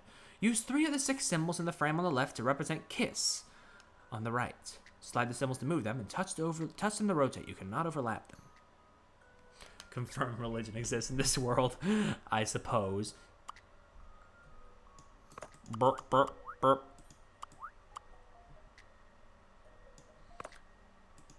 Burp, burp, burp. Hey. Got him. I've seen how to solve this now. I remembered that one too. Mystery or any puzzle solved. That was just off of memory. Fuck. Well. You did it! Uh-oh, looks like someone's been hoodwinked. What? Oops. Yeah, well, I didn't think you'd solve that one. That one's got me stuck for decades. I remember that one because God, I hated it when I did it first. I feel that. I feel that with some of them that I've memorized out of spite. There's no puzzle that can't be solved without some calm and considered thinking. Mr. Torf, you've calmed down a bit now, perhaps, Calm down. I mean, that's not the voice. I keep losing the voice. He's the trash man. Calm down. Are you being funny? I don't care about that spat with Maverick before, but I can't be pinned for this stuff to the final scene. I mean, it's a matter of pride. What sort of editor would do something like that? I say, miss, I don't think this fight is going to sort itself out anytime soon. Oh, well, never mind. It's rather fun to watch. Shall we? Great idea, Cat. Let's just forget about the case and watch the 2 prime suspects argue instead. Don't be snide, Cheryl. If we listen in, they might let something slip that gives us a lead. This sneaky cat. You're one sneaky cat, Cat. Pride? Pride? That's more important. That's more important to you than honoring the decisions made by the director, cutting scenes you were never asked to cut. And for the last time, I did not steal that kiss scene. And you know that I would never cut a film unless you gave me the go-ahead. But it's no secret you didn't like that scene. You always had a problem with it. Come on, admit it. You had a problem, except that the great Maverick director could be happy to end one of his greatest films with a scene like that. Why don't you admit it? You never really got on with that scene either, did you? Yeah, I did. I was perfectly happy with it. So you're willing to compromise on quality these days, are you? You make me sick, Maverick. You know what makes me more sick? The fact that someone other than me cut one of your films. Alright then, Eddie, if it wasn't you, then who was it? Tell me that! Also, it really weirds me out that this man's sideburns go lower than his mustache. Like, boy, if you're gonna shave your beard, like, go the whole way. If you ask me, it was you. Listen to your conscience before it got corrupted by fame. How dare you? Back in the old days, you wouldn't have stopped shooting until you got a scene you were 100% happy with. But now, well, those days are gone. That is weird. Oh no. Am I just going to pick apart every single design in this goddamn game? I am so sorry. We're grateful for that. We all appreciate actually getting paid. Don't get me wrong. Does that mean you have to make such huge compromises to the production? Does that mean you can't be true to yourself anymore? I've been cursed with knowledge. I hate it so much. Oh no, is it something that I didn't say, but I should have said? Maybe, but that was a long time ago now. Anyway, Eddie, being too idealistic doesn't pay the bills, does it? That's the bottom line.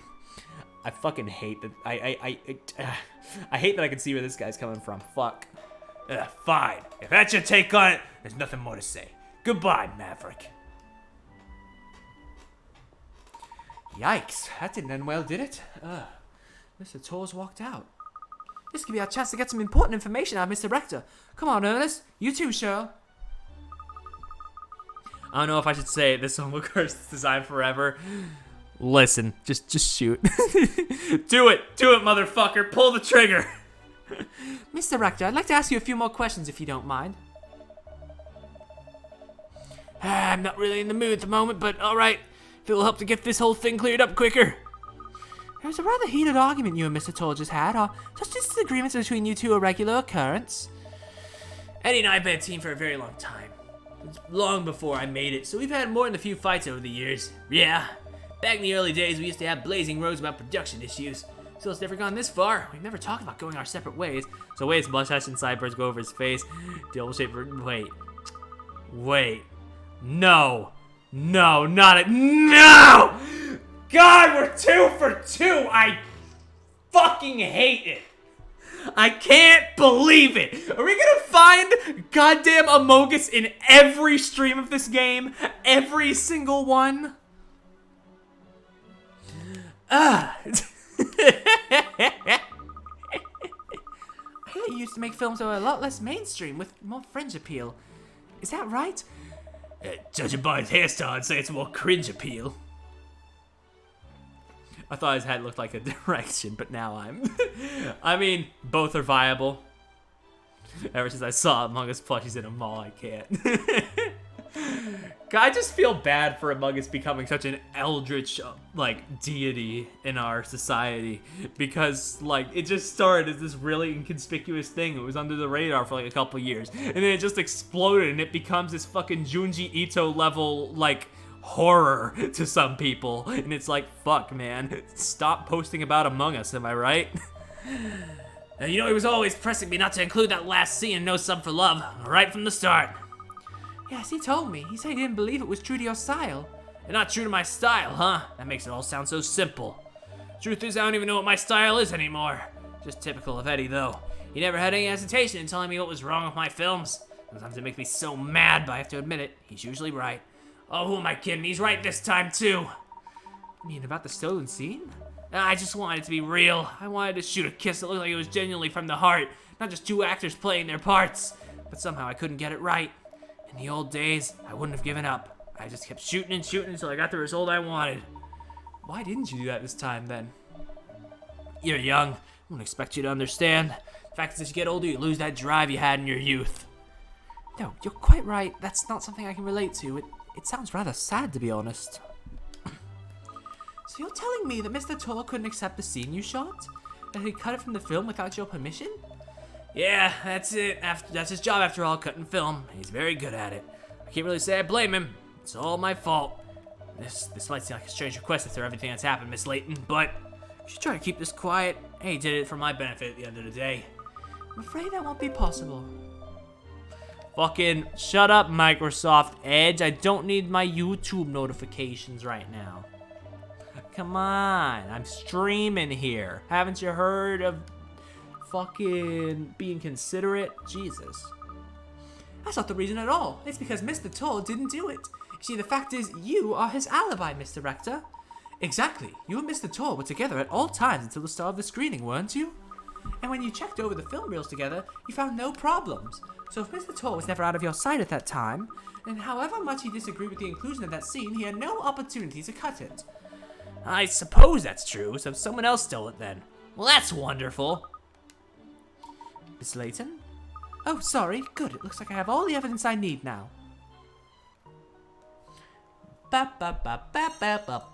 Ah, thank fuck. Long boy. Longer than I remembered.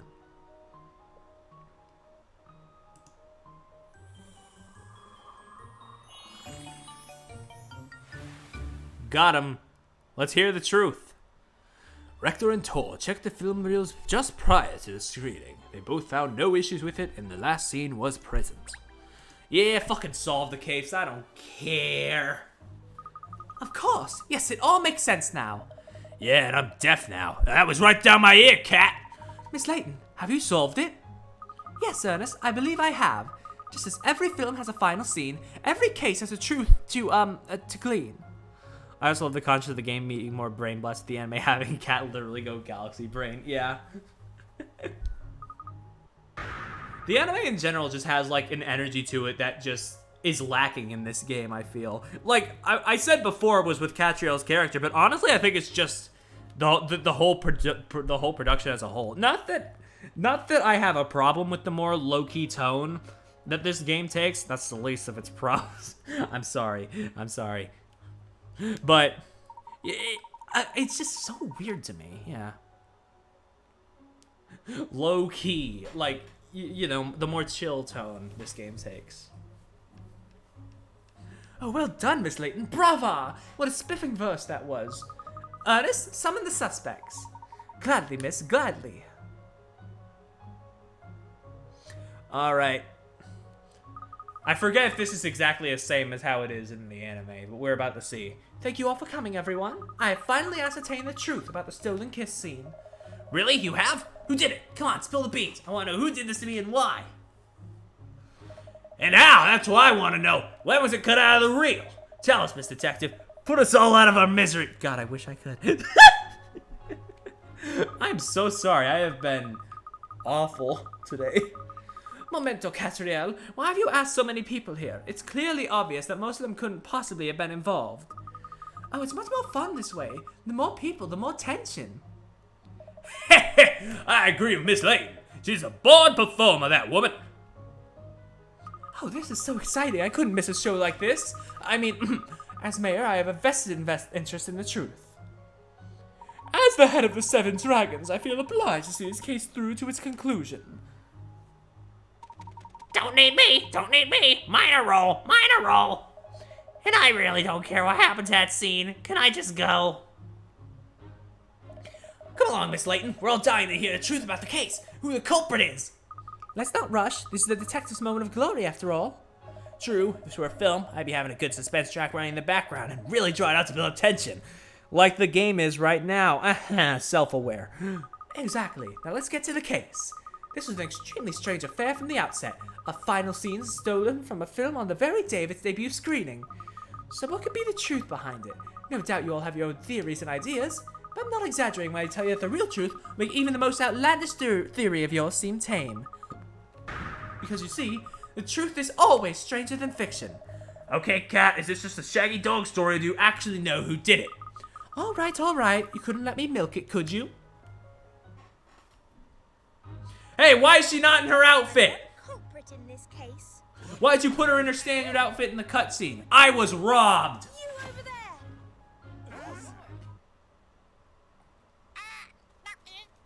Didn't do it.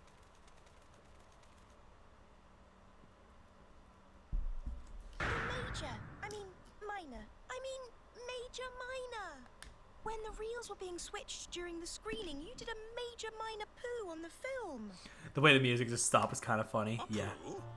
Okay, no, it's exactly the same as the anime's thing then. Yes, the birds shit on the film. That's the birds shit on the film. That's what it is. That's what we're going with. So is that a 3 for 3 on the fucky wucky counter? Would everyone please stop saying poo? Indeed, it could, Mayor Loanida. Which is Oh, it's where the Loanida, second okay. guilty party in this escapade comes in. 3 for 3, baby. You, Mr. Seymour Frames. All the equipment here has just recently been upgraded. Mr. Frames cares for his projection machinery so deeply, he couldn't bear the thought of running a soiled film through it, even if the excrement had been wiped off. God, I just... Again, anime voice, just so frantic, fast, peppy. It just doesn't... I can't see Catriel like this anymore. More calm. I don't know. So it's his doing then? Yes, but with the Major resolutely denying everything, it's going to be hard to make it stick. Oh, poo.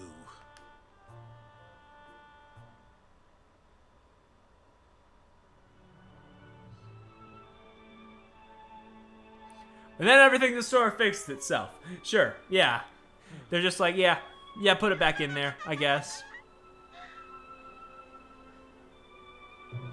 The whole mystery was just sort of relatively Oh wait, no, yeah, they swap it out for like an older scene from like one of his films, if I remember correctly. Yeah. That was how it worked in the anime, I think, yeah. Great film. I loved it. Where did that kiss scene come from? Apparently, Mr. Rector. He cut in an old scene of his own to replace the missing one. It's a clip of himself kissing his lover, shot a long time ago when he was still just starting out as a cameraman. Foxy. Secretly, it was supposed The fuck to be was that, about his Cheryl? love affair. So the clothes and everything match the style of the other scenes perfectly. That's how he integrated it so seamlessly. You've got to hand it to the old dog. It's a very moving scene. Yes, because it's full of genuine emotion. They weren't acting. It was true love. If only someone would give me a kiss like that. Just imagine. What? Oi, Pinstripes, what are you imagining? Nothing. I was... That fucking voice crack. Nothing. What, you dirty mongrel? God. Ernest being a simp counter in the thousands. A naval advance No Sub for Love was a hit at the box office with its passionate final kiss scene. And now Maverick D. Rector is currently working on a new, albeit not too mainstream, blockbuster. That's it. How is it? You always stumble on the answer in these cases. Stumble on? It sounds like you think it's just luck, Cheryl. Well, isn't it? Not at all. The truth is, Miss Layton makes logical but instinctive inferences. God, what did happen to the voice direction in this game? Yes, Hana. The birds shit on the film. The fucko counter is up to 3. Move the magnifying glass, investigate the pinboard to choose which. Oh right, we get to choose cases now. We gonna do more polls or not? I think we only get one choice here. But I do think we get more multiple. I do think we get more multiple choices later. Cases you're working on, or you've already solved, are up on the pinboard in the agency office. Tap the investigate. Yeah. We know. We can solve puzzles and just do shit. We really do have a choice after this one, though. Yeah. Okay. God, I'm missing so many damn coins, huh? I don't even care, though, because the puzzles are just so easy. Alright, let's do case 4. Madame Duplay, leader of the 7 millionaire dragons, needs help to find her precious pet. I remember this one. It was in one of the episodes of the show I watched as well. Ernest, that book you lent me the other day. Oh, have you read it, miss? Did you enjoy it? I thought it was a real page-turner. Yes, well, I did turn the pages, certainly. Although that's true of any book, of course. I mean, it was interesting in a way. But in a way, it wasn't really. Make up your mind. Well, I enjoyed the murder on the stormy desert island, but the way the detective solved it was a bit, dull. Personally, I prefer it when the detective hacks his way through all the possible suspects until only the terrified killer remains. Hacking through suspects? Yes, it's so much more satisfying that way. This case is fucking stupid. I called the twist 2 seconds in. To be fair, you can do that with half the cases in this game. Satisfying? That's scary. Detectives are supposed to be cool and collected, basing their deductions on logic and reason, not hacking through suspects. Oh, really? Yes, detectives do traditionally have that image, don't they? Of being systematic and lucid. Miss Layton's inimitable style turns all that on its head. I think it's capital. You mean she relies on her gut rather than her brains? I prefer to call it miraculous instinct, Cheryl, not gut. It's miraculous, that's true. Miraculous you solve anything. Well, it sounds as if you know a lot about it. You're obviously a master of logic and reason yourself. I'm sorry. I know. How about this? The next case we get, you can try to solve it. I'm not doing a job for you. Won't you put your money where your mouth is? Oh, that's the phone. I'll get it. Making my way downtown. Perfect timing. No doubt it'll be someone with a case for us. And no doubt it'll be a case of a wrong number. Just look up if the deluxe version does different. 53 new outfits. God damn. Oh, retextured versions of the 20 previously existing ones. Oh, well. They would do that, wouldn't they? Oh, and Cheryl gets outfits too. That's cute. Who's Madame Duplay, miss? The woman from the cinema? The matriarch of the Seven Dragons? That's right. She said she had something she'd like your assistance with and asked that you pay her a visit. Interesting. Perhaps she has a case for us. I really couldn't say. I'll speak to the detective in person, she said. She was most insistent. I see. Well, I suppose we better go and visit her then. Come along. You do realize this could mean you'll actually have to do some work for once. Me? You mean you, Shirley? Why me? I want to see your famous logic and reason at work, of course. You're going to solve this case. I am. Wouldn't you like to see Cheryl solve a case, Ernest? Rather, that would be a jolly hoot. Well, at least it would mean I wouldn't have to watch you bumbling through another investigation. All right, you're on. Shirley's on the case. Excellent. Good luck, Agent Cheryl. Agent Cheryl? I do like the sound of that. Case 4. Pet Pandemonium. Burp, burp.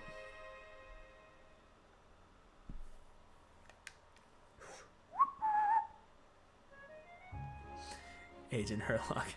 Oh yeah, no, this one. Oh no, this Sherlock pun is almost as bad, if not worse. The dog's full name is Sherl O.C. Holmes. It's awful. Makes me kind of grateful. Makes me kind of, you know, it makes me appreciate Herlock just a little bit more, actually. I believe Madame Duplay's residence is around here somewhere, miss. As the episode changed to the voice actors featured in the anime. Thank God, finally some taste around here. Also be available as DLC for a normal deluxe edition. I'm not bothering with the deluxe edition since I have the standard edition, but you know, it's neat to know. It's neat to know that they went in on that, I guess. Didn't you ask her for directions, Ernest? I did, yes, but she wouldn't give me a full address. She just told me we'd know when we were nearby. But this is Millionaire's Row. All the houses here are enormous. I don't think we get that over here, to be fair. Yeah.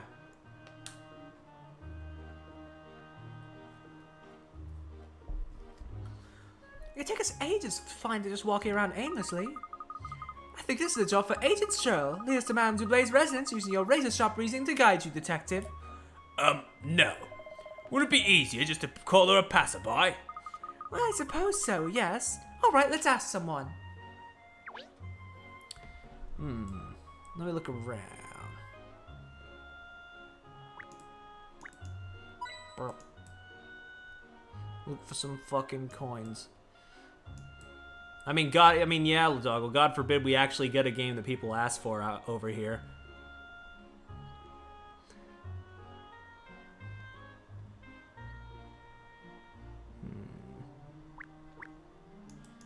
Burp. I don't want to talk to people. I just want to investigate for a funny little thing.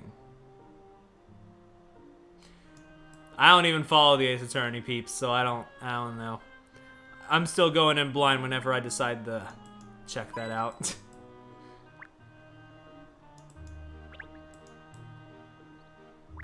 Oh. Aha! A puzzle in the chimney. Pinstripes, that's your job, clean chimneys. Why don't you solve this one? Oh, me? Yes. All right, then. Burp.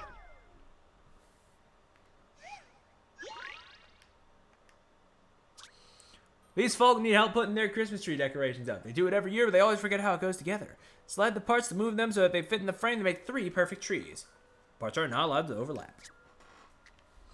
Alright, well. I can see this one right here. And then this one goes there. Oh, would this go here then, maybe? And that there. That there. There. So we can have the circle there. And easy peasy. So, in conclusion, Give me a challenge. I wasn't entirely sure.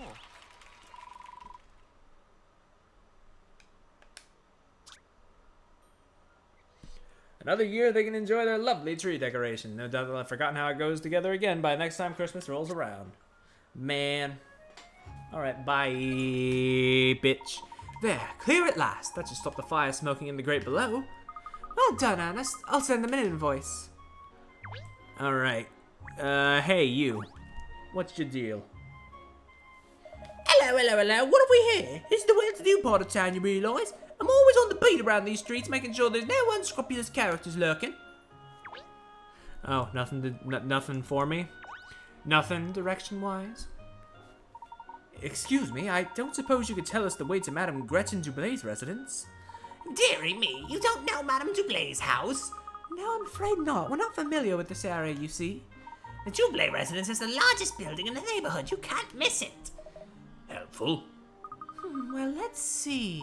Ah, perhaps that's it over there. Exactly. What I tell you, see? You can't miss it. So, you have some business with Madame Duplay, do you? She asked us to pay her a visit, yes.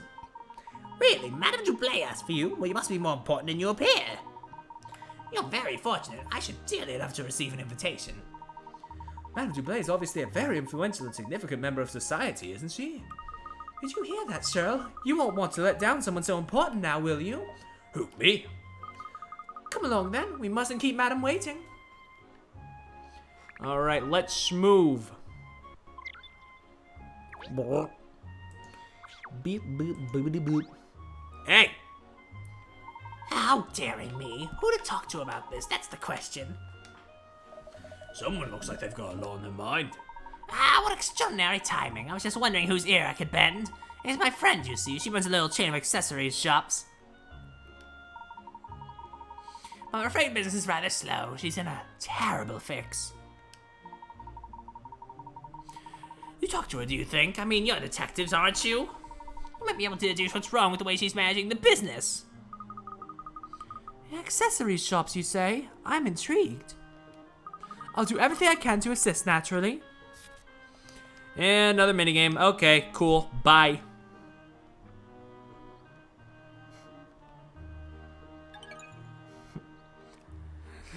Alright, let's go. I figured out why this game sucks. Why?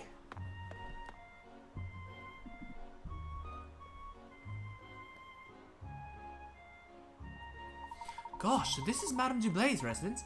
What a magnificent mansion. Original puzzle design for... yeah, that would explain some things about the puzzles. Yeah, man. I heard about that a while ago and I was like, oh jeez, man. Rest in peace, my boy, my dude. Worthy of the leader of the Seven Dragons, the millionaire of millionaires. Looks like those big double gates are the way in. Oh god, let's see what's over here. Hi. Ah, hello. I didn't think to see you here. Ah, Alex, hello there. What are you doing in this part of town? Delivering order. One of my customers is having party and they asked me to bake for them. Ah, yes, I'm sure the elusive Lipsky cakes are in high demand around these parts. No, yes. This morning I delivered cakes here to Madame Duplay, but I hope I did not do something to upset her. Alright, let's investigate the gates. The little gate seems to lead directly into the garden. Okay, I guess this gate then. Burp. The gates are unlocked. I wonder if it's alright just to go in. Hello, is anyone there? Oh, God, I forgot about this one. Oh, Christ! Miss. Ah, good day. You must be from the detective agency. Madam is expecting you. Please, follow me. Oh, thank you. The dog, miss. Is he, with you? Absolutely. He's one of the team. I see. Well, in that case, do come in, sir. Don't mind if I do. You can't hear what I'm saying, can you? Well, what a talkative little fellow he is. Isn't he charming? Charming, Cheryl. Didn't you hear that? Oh, I wasn't really listening. What? So that compliment has nothing to do with why your tail is wagging 10 to the dozen. She looks like a dozen. She looks like a... Why did I say doesn't? She looks like a 90s Nick cartoon character. God, yeah, she doesn't. She wouldn't look out of place in fucking Hey Arnold. No.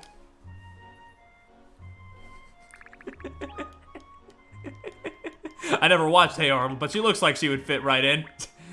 Anyway, fine. Speaking of weird character designs, we'll talk to you. Give me the puzzle. I don't care.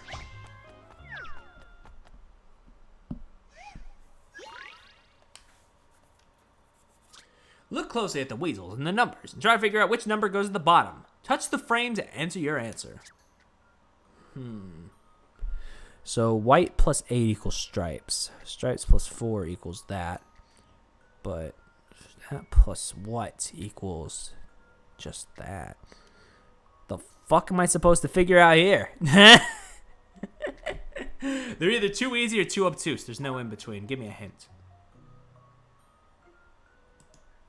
The weasels are representing something we are very familiar with. Like what?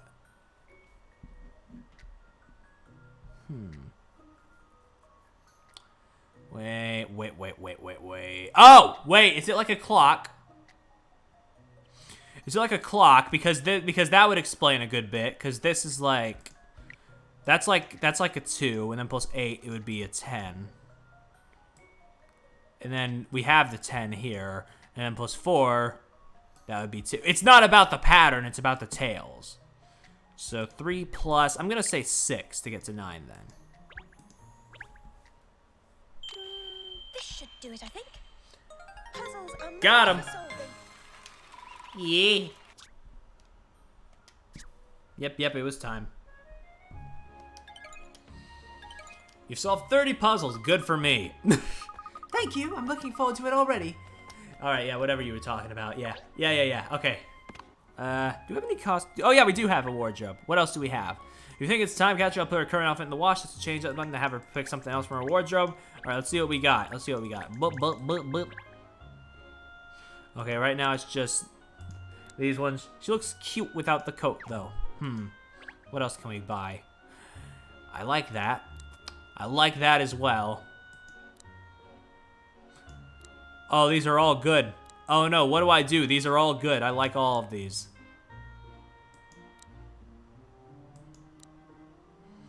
Oh no, I'm very conflicted.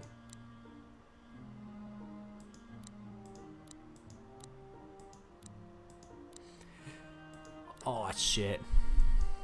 I'll leave it for now and maybe decide on something later. No, what's her face wore in the prequel trilogy? It certainly looks familiar.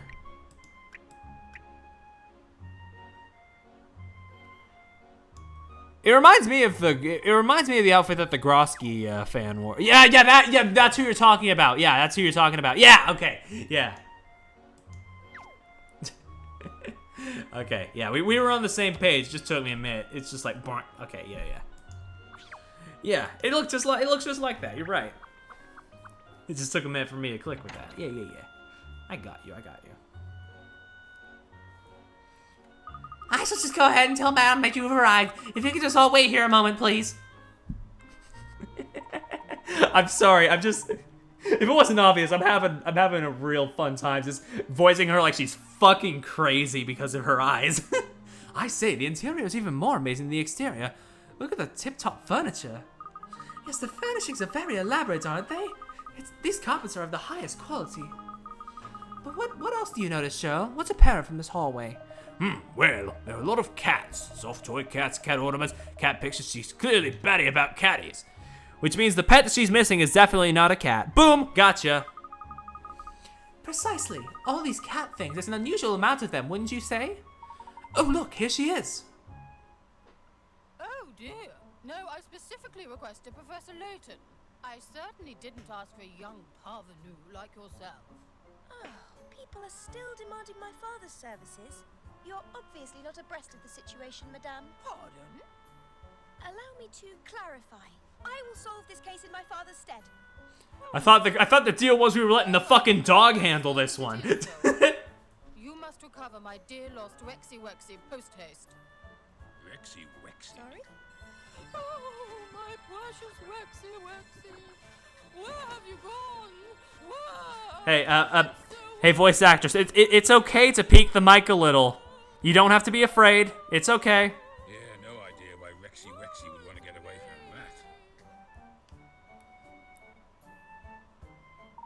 I simply have to find my poor Rexy Wexy. But before I entrust you with the task, I must be sure. Sure? Of what, madam? Of your abilities, darling. I don't permit any old riffraff in my employ, you know. I demand the best. Still, I imagine a daughter of the great Professor Layton would have no trouble with a conundrum such as this,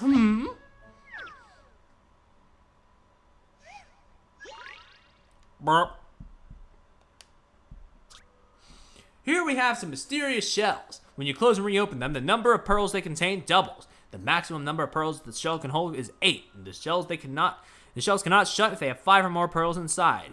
Can you make each shell contain 5 pearls? Touch a button above the shell to double the number of pearls it contains. It's possible to move 1 pearl at a time from one shell to another by sliding it.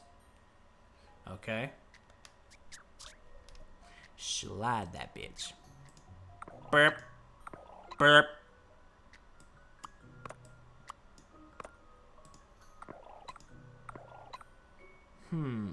Wait.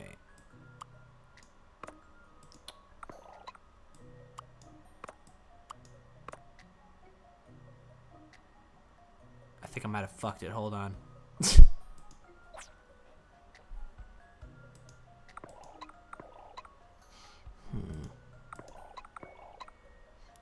What if I just did all of them twice? What then, huh?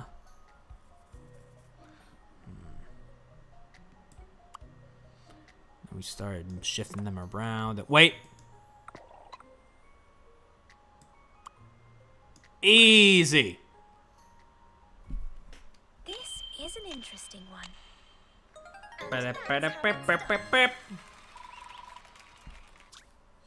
You did it. What a lovely lot of pearls. Perhaps too many, in fact. To solve this puzzle in as few steps as possible, you need to avoid moving the pearls around too much. See if you can solve it in 9 steps.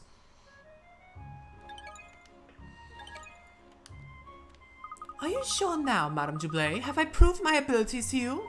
Yes, that was most impressive. I feel quite reassured. Congratulations, miss. Now I can find out what this case is all about. Alright. Let's...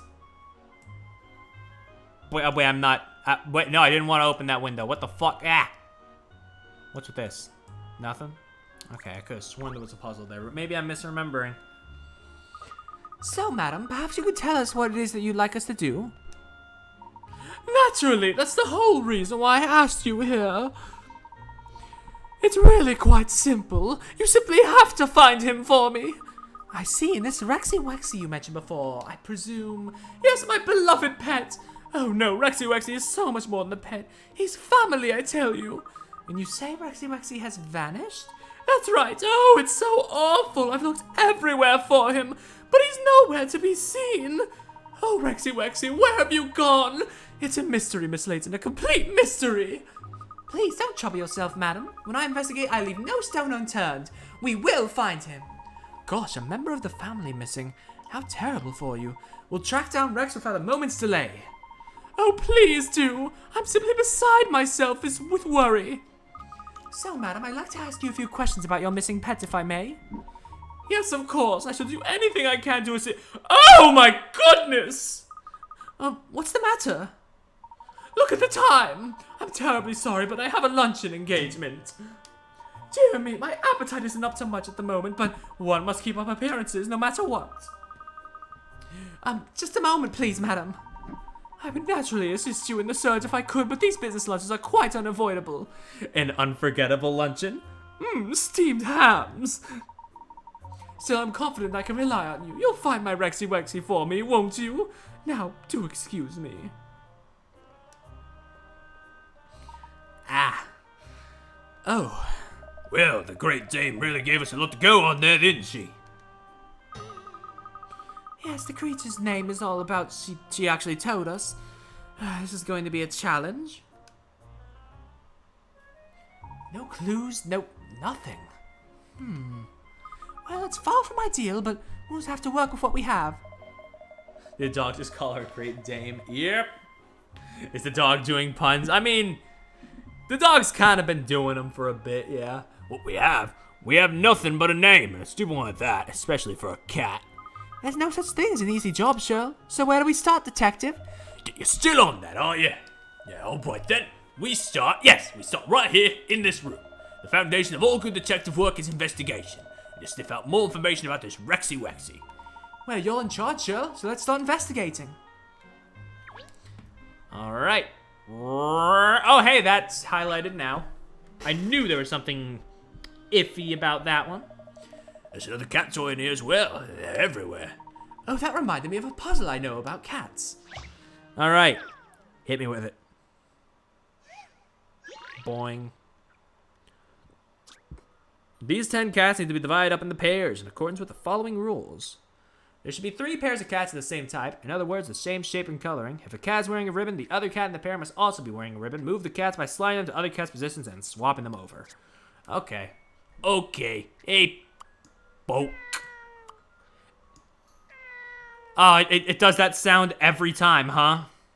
Okay. Great. I'm so happy. Bozer, no more curse shit. What? You don't want to talk about how that I can't find something that looks like Among Us in this puzzle. Fuck.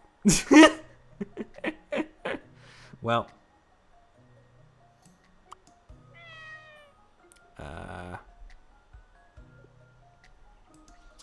There should be 3 pairs of cats of the same type. In other words, the same shape and coloring. If the cat is wearing a ribbon, the other cat in the pair must also be wearing a ribbon. Okay. Well, we have 2 pairs of this. Well, we have 2 same pairs right now. Oh! If a cat is wearing a ribbon, the other must also be wearing a ribbon. Doesn't say anything about specifics. I think that's it, actually. Would that be it? Because we got 3 pairs. Ribbon, ribbon, no ribbon. Yeah. Yeah. Got some bite. They do Fucking all got sorts of him. games for nothing. Good job, doggy. They're all getting along perfectly. Pairing them up first by ribbons and then type by type makes it easy to see a solution. Very good, Cheryl. That should earn you a doggy treat. Oh, well, it was nothing really. Hey, why does the dog talk again? Nobody fucking knows! So, here's the thing, Ladoggle. You weren't here. Basically, the game starts out with this talking dog, and Catriel's like, I'll have to solve this mystery about why you're talking. And then, the rest of the game has Catriel going on a bunch of other cases that have no correlation to why the fuck the dog talks. So, basically, we do not know what the dog doing. Maybe it's answered in the anime, I don't know. But as far as the game does, nothing is explained as to why the dog talks. Shared delusion, honestly a possible answer. I mean, Catriel and Ernest are the only ones who can hear the dog talking. Everyone else just hears barks. Detective Pikachu rules, apparently.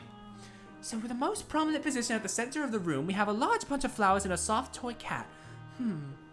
And another thing that they establish in this game that they never answer on, Layton left his fucking daughter, and we need to figure out why. Not in this game, though. It was never in this game. However, I will say, those who are watching the anime, y'all are in for a treat, because they answer it, and all I will say, as to not spoil too much, is that my fears were put to rest. Layton is not a deadbeat, and fuck, that just makes me feel happy. That was not his area, and I knew it wasn't, and fuck, I am just very happy about that. Oh. I'm doing fine and crying over Duolingo. I feel that, buddy. Oh, man. I haven't touched Duolingo in forever. Oh, God. Jesus. It's been a rough semester.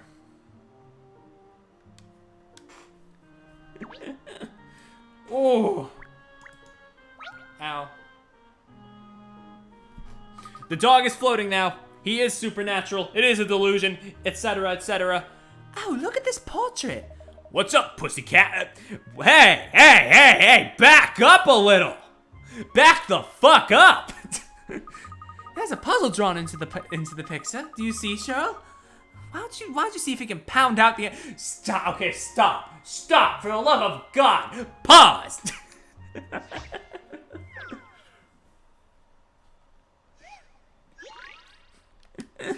Ugh. Oh, it's another one of these. Here we have 9 people, some good guys and some bad guys. If the good guys have a bad guy next to them, they will point at them. Otherwise, they will fold their arms. Whereas the bad guys will always point at someone, whether that person is good or bad. Touch a person and mark him as a bad guy. Touch again to remove the mark. Place markers on the 2 bad guys hiding in the group. Well, there's nobody folding their arms this time. So... It's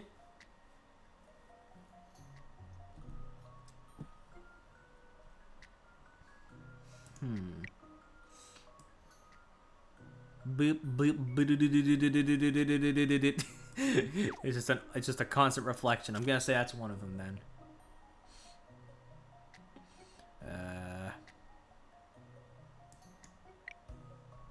Let me clear this out real quick. It's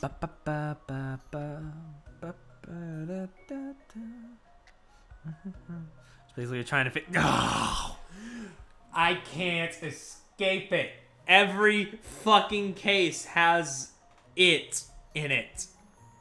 I really should have never thrown out that Among Us soundboard clip, huh? It would still be useful, even to this day. What's so funny about Sauces Among Us? Anyway, I think it's this one. Final answer. A good puzzle is something you Shoot me if I'm wrong. Hey! No shoot this time. dog. One bad guy was dead center, the other was just above him. Looks like they were trying to stab the good guy at the top row at the right. Fucking got him. Burp, burp. You're still floating, buddy. You might... Let me just... Yeah. Well, I certainly wasn't expecting to find a puzzle in a painting, or be made to solve it. There are puzzles everywhere in the world, Cheryl. It keeps us on our toes, doesn't it? Or in your case, on your paws. Honestly, I should be safe stating. I haven't stated in a while. And by a while, I mean at all in this game. Hey. That desk looks like an antique. It's rather understated, but I expect it's worth a small fortune. And let's not forget the obvious, the whopping great stuffed cat sitting on it. It's cute, isn't it? I wish I had one. Cute? Really? What if this is Detective Pikachu rules? Is Layton the dog? No. They don't even act alike. No, it couldn't be. No. No. It couldn't be. I think so, don't you? Oh yes, of course. Though it could never rival you, miss, naturally. I really doubt because the ending says, yeah, and how they set it up in the anime, yeah. That was a fun 5 seconds, though, before I was smacked with reality, though. That would be funny, though. Like, somehow Layton was turned into a fucking dog. It's strange, though. Cats are usually very destructive creatures, but there are no signs of scratching or gnawing on any of the toys. No claw marks and no teeth marks. Aha! So Rexy Wexy is an upper crust kind of cat, scratching and gnawing up beneath him. I mean, Cheryl also made that, slight at archaeology earlier, so Layton wouldn't do that. That's not, he's not the dog, come on. Oh, jolly good, Cheryl. You're like a real detective. Alright, let's talk to the, psycho. Madam is very busy, you know, every single day. Yes, as a matter of interest, what line of business is she in? Didn't Cheryl say I'm an archaeologist? No, he said if that's true, then I'm an archaeologist, which I'm not. Madam is a consultant to a multinational retailer with 27 different departments selling everything from cat food to expensive jewelry. Gosh, that is a broad range. Yeah, so she really treasures her time with Rex. You see, she's such a soothing influence on her. Oh, damn it, she does blink. I was analyzing the eyes. I was hoping she didn't. That would have made it so much funnier. Luke talking to animals is like he has suspension of belief. This is a big plot point.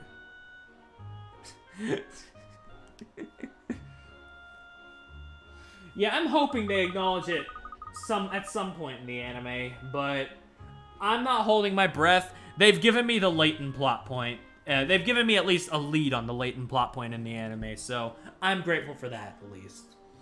Well, I think we've explored the hallway here enough, don't you? Madame Duplay certainly has a lot of cat toys around the place, that's for sure. Yes, gosh, if she's that much of a cat lover, Rex must be spoiled rotten. It's not much of a deduction, but I suppose that's about the only tale this room tells. Well, Cheryl, do you know where Rex is then? Well, we've looked at this table and a desk, and she's asking me if I know where the cat is. I think we're gonna have to broaden our search. It's like looking for a needle in a haystack, though. The mansion is simply vast. Where do we start? Excuse me, detectives. I hope you don't mind me interrupting. Madam did say she was happy for you to look around the residence if it would be of help. Ah, thank you very much. I wonder, could you tell us which room Rex spends most of his time?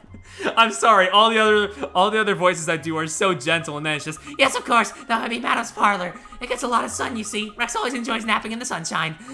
I see. We'd like to investigate the room if we may.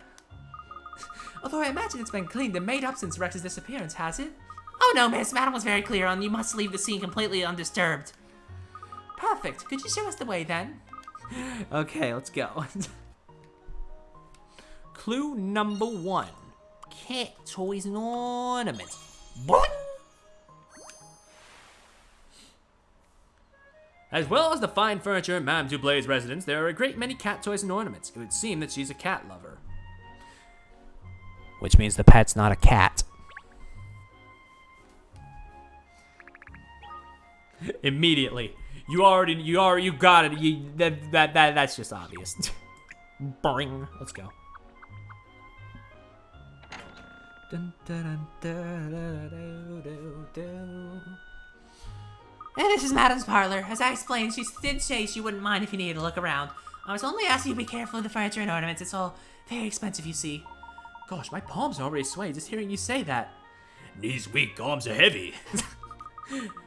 Oh yes, one more thing. There's actually a picture of Rex in here, which might help you. It's over to the left there. Do you see? So that's who we're looking for. No, she never said that. Shut the fuck up. You know that Rex is a boy, I presume. Yes, we'd realize that, thank you. I hate it when he goes missing. I do hope you find him quickly. Don't worry, this case is in safe hands with myself and my detective assistant, Agent Cheryl here. Cheryl, miss, is that short for Shirley? No, actually, Cheryl is my dog's name and he's a he. Oh, how interesting. Your dog's the detective as well? Well, Cheryl, I do hope you find Rex soon. I can't fucking do this. I can't keep this up. My throat hurts. Woof.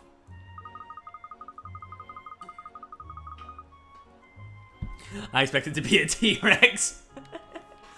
Pretending to be a normal dog for the mate's benefit, are you? How considerate of you. So then, let's see what we can discover in this room. Isn't it a lovely space? It's so warm and inviting. I've got my eye on one of those plush sofas myself. Don't worry, I just hydrated. I'll do it again, though. So this is where Rex spends most of his time.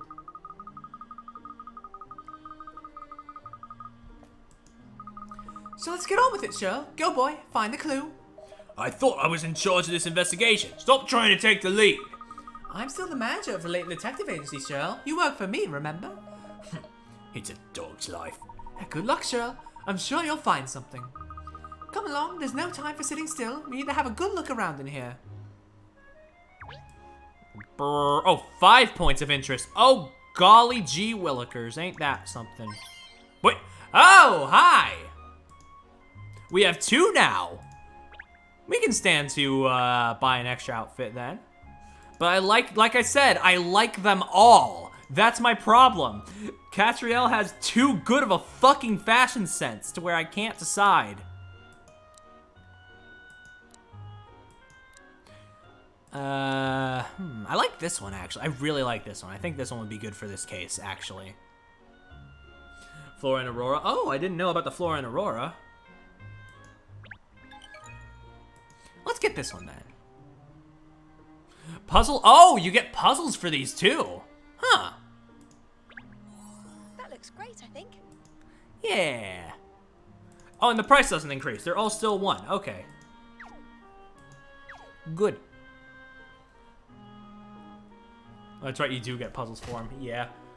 Oh, that means if you want to 100% the game, there's puzzles locked behind DLC, isn't there? Oof. Oof. Damn. That's rough. Wait, what's that? Oh, a souvenir of some... No!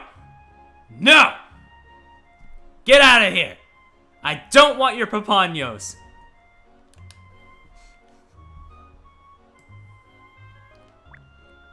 No, put it back. Yep. Oh! Oh, there's a puzzle here. Look. One of Madame Duplay's, I suppose. Are you going to try and pawn it? Yeah, that's what I'm here for. I probably could get the DLC shit if I wanted to. Put that thing back where it came from, so help me. There's a photograph of a strange bookcase where up and down don't seem to make sense. To arrange the books as in the picture was the minimum number that would need to be glued to the bookcase to keep them in position. You can't squash books into place by jamming them up close together, by the way. Why not? Layton, Luke, Emmy, Anton. Damn, I did not know about Anton. That's weird. Anyway, you don't fucking glue books, dick nips. This is an interesting one.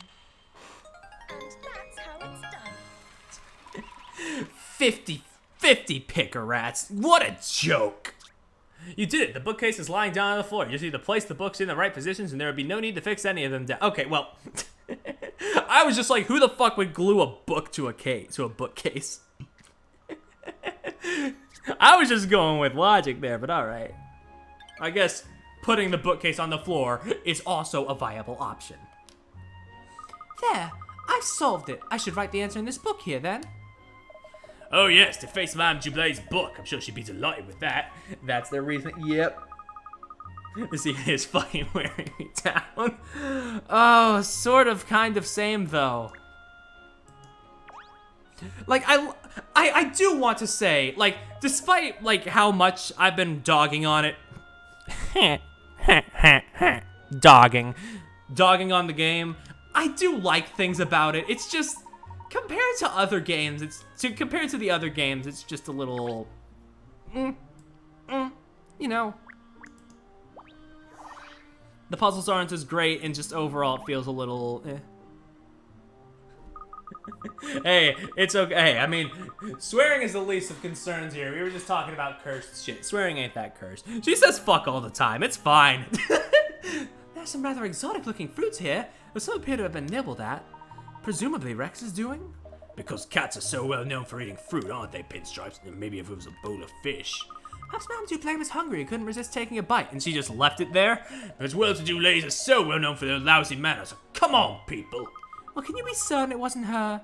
Not certain, no, but I think it's safe to assume it wasn't her. I mean, I'm pretty sure. Probably. Uh-huh. Yeah. Why can't we select any of the stuff up close? How do you know how rich people behave? Oh yeah, he also has amnesia. So I guess that could be that could be a credit towards what the mystery could be. Is it just me, or does anyone else think this plant looks like it's been eaten? I wonder why there would be teeth marks in a plant like this. I'd say the maid did it. Ernest, what the fuck? Well, I think you'll find that while cats are carnivorous creatures, they do at times eat plants. So I expect this is Rex's doing. Really? Cats eat plants? Why would they do that? To help them regurgitate hairs and other unwanted things in their stomachs, or for nutrients. There are numerous theories, although I'm not entirely sure they normally eat this kind of plant. Okie dokie. Let me pull up to the... Oh, we already checked that, didn't we? Rip. I'm fucking sorry. Yo, bananas! Super Monkey Ball Banana Mania coming out October 5th. Watch where you're treading, Ernest. There are some banana skins on the floor here. Gosh, you're right. I'd probably have fallen flat on my face if you hadn't warned me, Cheryl. You wouldn't expect to find banana skins left lying around in a place like this, would you? No, it's a little unexpected, but it seems reasonable to assume someone ate bananas and dropped the skins here. God, you have that memory. I'm excited. Presumably Madame Duplay, seeing as this is her parlor. Like, I don't even remember the day Metroid Dread is coming out. But Banana Mania? Oh, hell yeah. I Another woman who can't be bothered to tidy up after herself, eh, cat? I'm not that bad, Cheryl. I don't believe banana skins lying around. October. Motherfucker! I'm not gonna have much time for Monkey Ball then. Ah. Oh well. I'm sure I could do an alternating thing. October is gonna be busy for me. Brunt. Banana skins. Several banana skins were found on the floor of the parlor, perhaps discarded by Madame herself. They appear to have been there since Rex disappeared. And what about the window? The French doors looking out over the door are ajar. Really? I thought they were French doors. I'm sorry, that was a really dumb joke. Yes, the lock doesn't close properly. A gentle push and the door pops open. Well, you don't have to be Sherlock Holmes to work out what that means. Obviously, there's a good chance Rex escaped this way. Oh yeah, Sherlock Holmes II, baby. Less likely to be spoilers for Monkey Ball. Yeah, it's fair. I mean, I'm going to be playing Monkey Ball first anyway, since it comes out first, but you know. I'm sure I'm just gonna like alternate them on my schedule once it comes out. Because I love two of my favorite series. my favorite series catalog is just so like all over the place. I mean, I guess props to me for having like variety, but like it's so weird. So how's that case shaping up, Cheryl? Have you managed to deduce where we'll find Rex now? Well, it's not exactly a lot to go on, is it? An open door and some banana skins. But if I had to deduce the missing cat's whereabouts from the available evidence, I'd have to say, Yes, Cheryl? I'd have to say, aha! That Rex slipped on the banana skin and flew straight out of the open door. Which means Rex is in the garden. Just become anime trash like me. That's fair. Yeah, I could. I should. But Reject anime, become monkey. Oh, also, speaking of monkey, I may have been able to arrange something with one of my friends, and I am confirmed to be getting that Wii balance board soon. So I could do that monkey ball game that requires the balance board sooner rather than later. I just have to wait for a day when he's available and I can go over there and pick it up. Speaking of monkey, is your pet actually a monkey? Holy shit! You cracked the code! Nah, I'm joking. How's that then, cat? I'm going to my keep now, aren't I? Well, I certainly agree we should go and investigate the garden. Come along.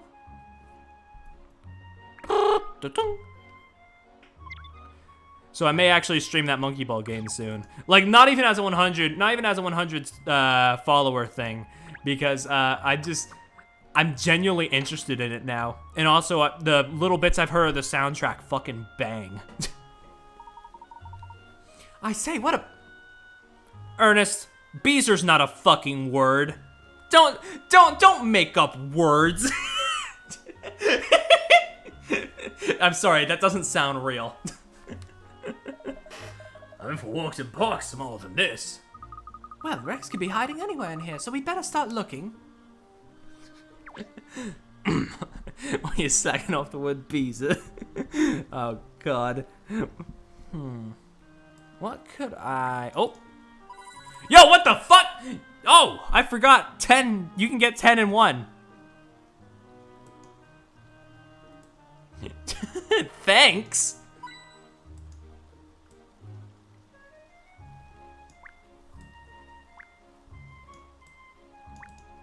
Yeah, it could also just happen. Yeah. That explains why some of the hint coin counts are so damn high. Oop. Oh.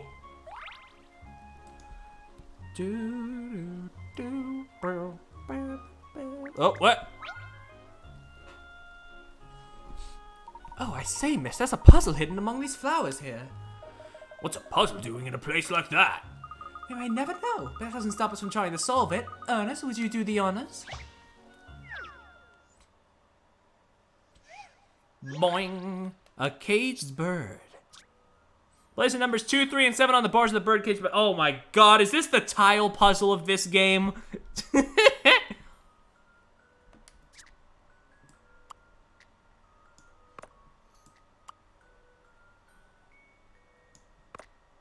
Anyway, this one's easy. Bird. I have a feeling that perhaps... Bird up. Still not a patch on Miss Layton, of course. Number spell out the word bird. So now there is a bird in the cage.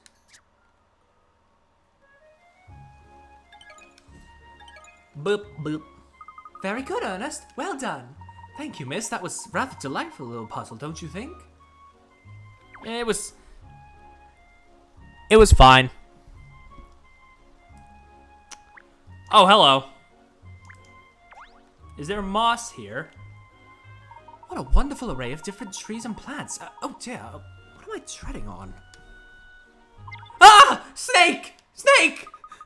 Calm down, Ernest. It's just the skin. It was fine. Is the tagline for this game. Yeah. A snake skin? I hate snakes. I hate skins. I feel sick. I hate skins. Yeah, same. In fact, I'm not feeling very content with this skin on my face. I'm not sure that it's a snake skin, actually. Oh no, miss. Please don't pick it up. Even on a stick. It's all part of investigating, Ernest. You can't be squeamish about these things. Now, let's have a look. It is a skin, but you're right, miss. It's hard to tell if it belonged to a snake or something else. In a garden this size, there are bound to be one or two adders. Sure, please. Oh dear, I hope we don't have to be here too long. I hate having a form. Pick it up, make her to be less enamored by you. Hell yeah, do it. Some kind of reptile skin. And if it wasn't obvious before... What appears to be a reptile skin was found on the edge of the garden path. It seems there may be adders in Madame Duplay's ample grounds.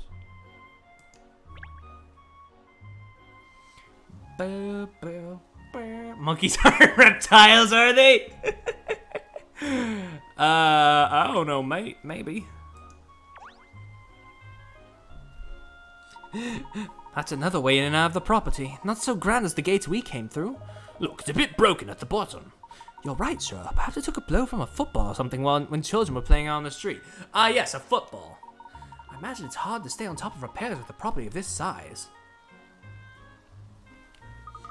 Well, we've conducted a thorough search of the garden now, but still no wrecks. Where could her cat have got to? Ah, I see Agent Cheryl is thinking. Well, what have you deduced? I'm forming a picture of what might have happened based on the evidence here in the garden. Really? Wizard job, Cheryl. Wizard job is not an expression. Ernest, stop trying to make up phrases. You're not... Oh, this is exciting. Do tell us, Mr. Combs. Well, as we all know, Rex slipped on the banana skin and shot out of the front doors.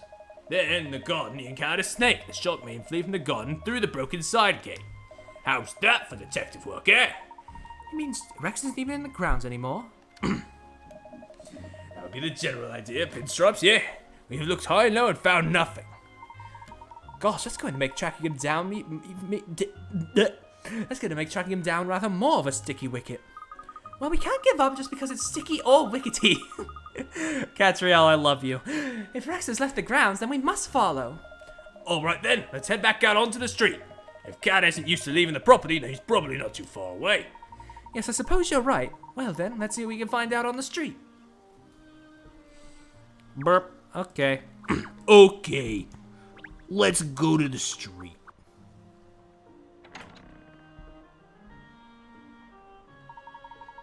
Some people use wizard as a synonym for excellent. Okay, fair enough, I suppose. Oh, sorry. Yeah, she's human. Rex is a cat. Does that mean she can't be his mother? Oh! What? A cat over there! Look! Do you see, miss? That's the same fucking cat we saw in a previous case!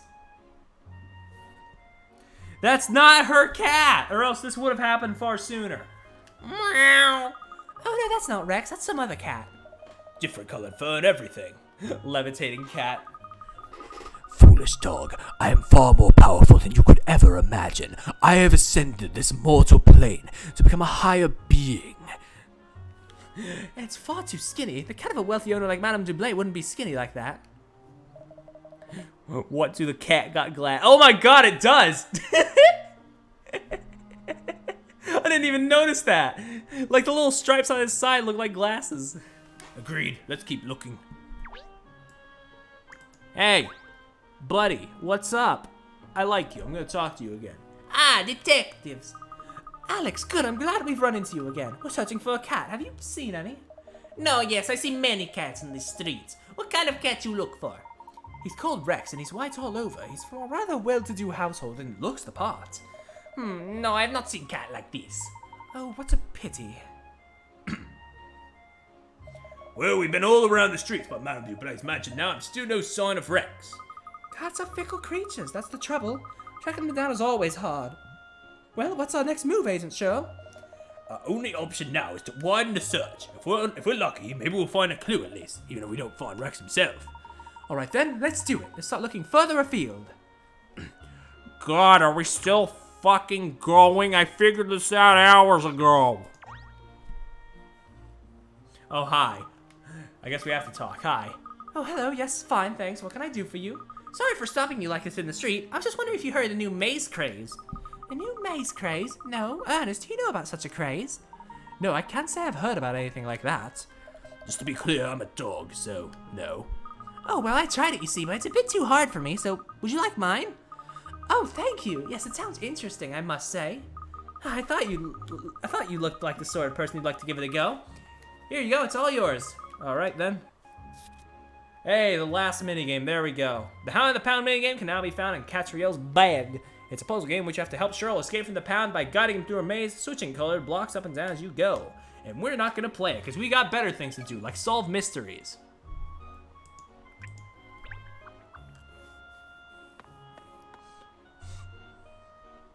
Don't take stuff your hand on the street in London. Yeah, or in general, really. Not just in London. I can tell you, back when I worked at, like, I don't know if I should actually say where I worked at specifically, but, nondescript retail store, the amount of fucking religious pamphlets I was handed by customers. God. We've looked all over the place and now still not a whiff of Rex or any clues as to his whereabouts.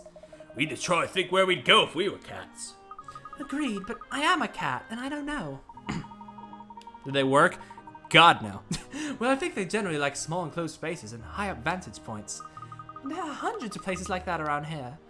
No point sticking our tails between our legs and giving up. Let's take another look around. Hey, you weren't here before. Little girl with the gyoza head.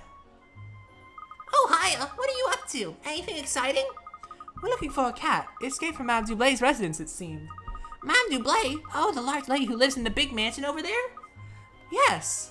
No, what if she overhears you, cat? Don't worry, she's not around at the moment. You haven't seen a cat around here, have you? Yes, I have. Really? I saw it over there a minute ago. Hold on, I'll go and bring it over for you. This could be it. Case closed. God, why is it so easy to take the designs from this game specifically and apply, like, semi-cursed, like, descriptions to them? Here he is. Look, isn't he terrific? Meow. This could be the one. Had a push. So it looks like the cat in the picture, doesn't it? Wishful thinking, Cheryl. Wishful thinking. No, sadly this isn't Rex. It was very good of you to try to help, but unfortunately isn't the cat we're looking for. Meow. Oh well. So, Kitty, what do you want to do? Come home with me? Meow. I'm dying. Hey, where are you going, Kitty? What reptile eats bananas? We'll see, I guess. It ran straight over to that van. Perhaps the van's carrying something the cat likes the smell of. Oh, banana. No. Ah, yeah. Fucking fish, of course. Wake up, you two. That's the fish van. Look, there's even a fish logo with the words fish marking on it in capitals. How many more clues do you need? Gosh, you're right. A cat must be following the fishy scent. In which case, maybe Rex went after it too. Let's investigate. Yes, miss. Okay. Whoop. Oh, shit, no! Oh, there it goes. The van. Wait, please, wait. Wait! It's driven off. Come on, we have to chase it on foot. We'll never be able to catch a vehicle, Miss Layton. Says who? I mean, if we had Inspector Grosky, maybe, but like...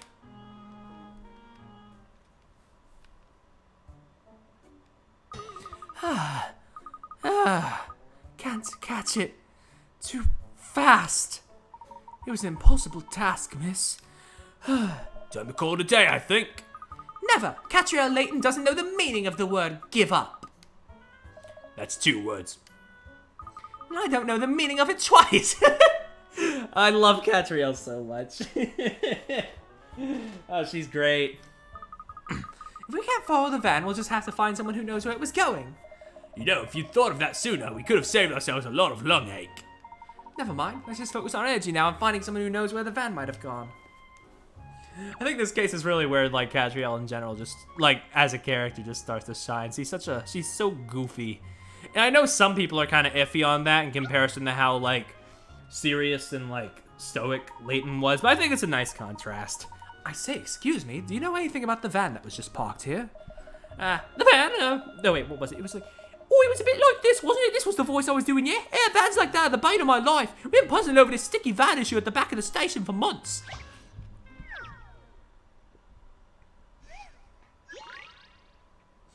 Alright. We need to use this truck to get through to the other side of the tunnel. But the truck's just a little bit too tall and it can't get through. It looks like it would get through if a little something was removed from it. But what? You're not allowed to break the truck or take off anything that isn't normally removable. Oh yeah, this one's dumb.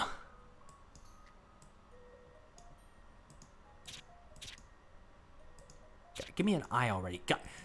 I. There we go. If you'll entertain my idea here. Thank goodness I got that right. 35 fucking pick-a-rats. Removing a little bit of air from the tires is all that's needed. Just don't let out so much that the truck can't move. Stupid. At least we got the recipe for Argentine beef, though. That's very important. Oh, that's smashing, that is. Well done. Now I can finally get my mind back on the job. Now then, Constable, do you think we could get back to the matter at hand? Oh, yes, Miss Layton. Was there something in particular you was wanting to speak to me about? We were wondering if you might know where the van that was parked here before would have gone to. The one with the fish logo, you know? Oh, yes, the fishmonger's tin can. That one comes straight from the wharf, I believe. The wharf? Just near here on the Thames, you mean? Thank you, PCB. Could it be that Rex hopped a ride in that van and ended up by the river then? To the Thames, team. To the Thames, not Thames. Perry, you had it. Oh, right, we need to click the bike itself. We can't just click the map icon. Can't make things too easy.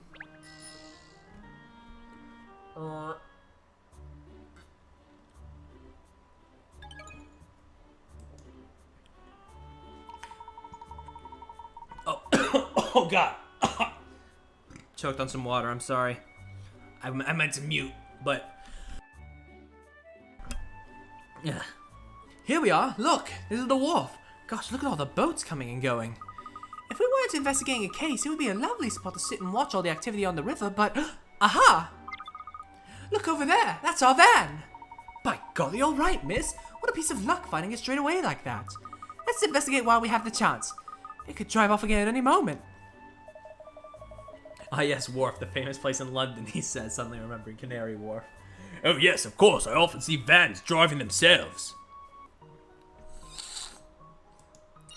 The wharf on the Thames. But is your wharf on the Thames? Beep, boop.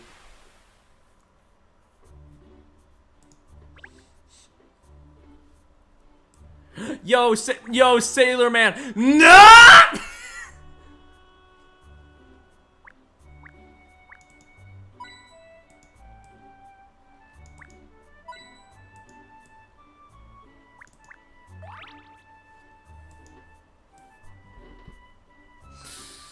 I will talk to him to get him out of the way. Hello, Paponyo. Hello, I'm very sorry, but I'm not really interested in buying a Ponyo. I believe that's 3 out of 4 cases he's appeared in, by the way. I'm still keeping track. Okay, no problemo. Maybe you like this cute bunny puzzle instead. Because, mercifully, he didn't appear in the theater case. Some rabbits are playing in the field. The rule is that they have to go between the two other rabbits when they move. It looks like they all want to end up on a patch of flowers. Help all the rabbits find their way to some flowers. Touch a rabbit to see where it can go and decide which one to move where. You can't move the same rabbit twice in a row. That's the 3rd time we told him we're not interested. Yep. Mm-hmm.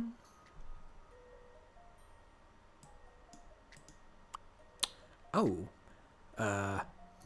Maybe not. Oh, I know. Well, maybe not yet, actually. We need to... It says it needs to be between the 2 rabbits, yeah? So... Okay, wait, maybe not then. Oh! Easy! I've seen how to solve this now. Ba-da-ba-da-ba-ba-ba-ba.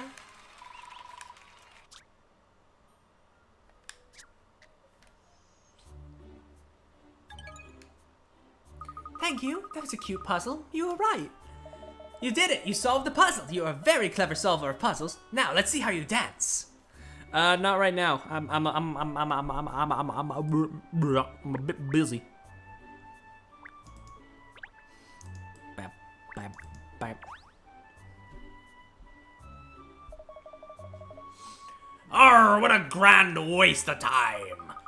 Oh, has there been some kind of incident here? Oh no, I wouldn't be calling it an incident now. All that happened was I was after loading everything on that ship back there when a snowy white cat jumped out to me from the hold. A snowy white cat? Arr, that's what I said. Jumped out like a tiger, so it did. Anyway, now they're thinking there could be more cats hiding on board, so they're doing a full-blown search. It'll be getting late anyway. It'll be late getting away, I tell ya. What happened to the cat that jumped out at you? I'm blessed if I know. The daft thing bolted off at a fair old speed, so it did. I see. Well, thank you. You've been very helpful. Am I just being ignorant? Hey, I mean, it's good to learn. It's good to learn either way. It's a busy place, this wharf, isn't it? Look at that boat that's just about to leave now. What do you suppose that's carrying? Bananas, I think. Probably imported from overseas and now being delivered to somewhere else along the river. Maybe you asking where the comedy of that joke was. The answer is there isn't any. I do like rivers and boats. I love to jump on one. I'd love to jump on one now and sail away. Yes, and neglect your duties as a detective, of course. Oh, well, miss, if you will, I will.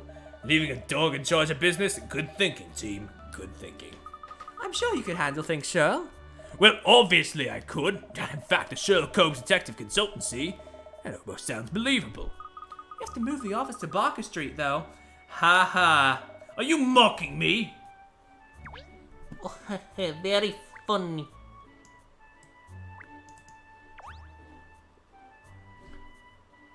Oh, what a pong. You'd certainly know what this van is used for, wouldn't you? It's dark and dingy, cramped and fishy. It's like being inside the belly of an enormous whale or something. It's very invigorating. Uh-huh. In what way? Rex, if you're in here, come on out now. Nice try, Pinstripe, so it's not going to be that easy. Perhaps he's already slipped out of the van and gone somewhere else.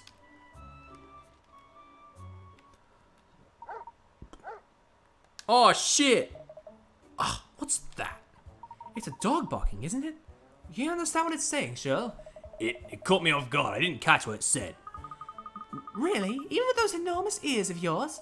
That's right, even with my enormous doggy ears. Oh well, if you didn't hear, it can't be helped. Maybe something's going on over there. Yes, you could be right. Let's go and investigate. All right, let's go. That's how we do it in my garden. But wait, are dogs reptiles? No, we haven't seen Sherl shedding yet. God, that's a cursed fucking thought. Hey, it's you! Ah, we met before, haven't we? Or haven't we? No, maybe not, actually. Or maybe... Yes, we have met. On the last day of the Riverside Festival, it was. The Riverside Festival. Now that you mention it, I think there might have been a festival going on by that name, yes. Gosh, I don't know if we'll get much useful information out of this chap. Oh, I'm sure we will. Don't worry. I mean, I can barely remember what I had for dinner last night, but you don't worry about my state of mind, do you? All the time, Cat. Dogs do shed, it's not their skin. Yeah, I knew that. I was just being cheeky. Actually, did I even have dinner last night? Mood, girl, mood. And if that's up for debate. So, what are you all doing bound by the river, eh? A sport of fishing, or just looking for the company, is it? Actually, we're looking for a missing cat. You haven't seen a white cat around these parts recently, have you? Yes, I've seen it all right. Really? Oh, hurrah! We found Rex at last! Well, hopefully. Look, it's just over there now. Oh, wait a minute. Where did it go? You're not talking about... that's actually a dog, Mr. Fisher. Now you mention it, I'm not sure it was a cat I saw. Perhaps a catfish, or was it a dog? Looks like we're no closer to finding Rex after all. I think it must have been that stray over there we heard barking before, don't you? Vagrants are your area, Cheryl. Sorry, I mean dogs. I heard that all right. Leave it happen to me. I'll find out what he's so excited about.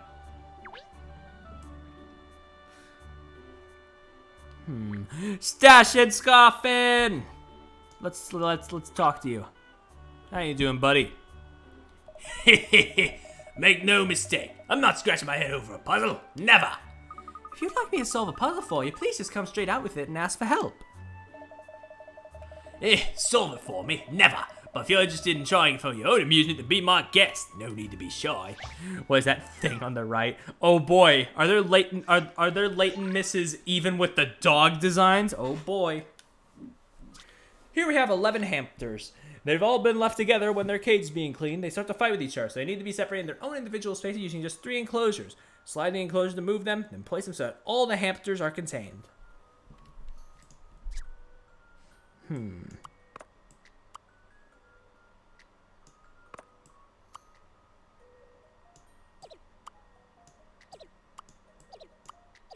Oh shit, no, that!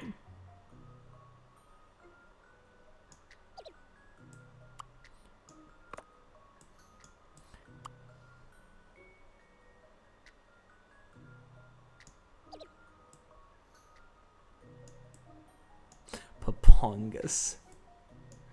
Let me move the circle, damn it! Why can't I move it? There we go.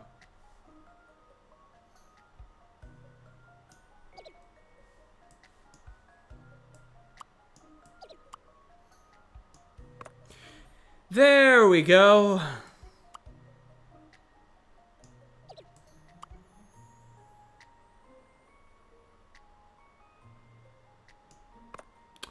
And then...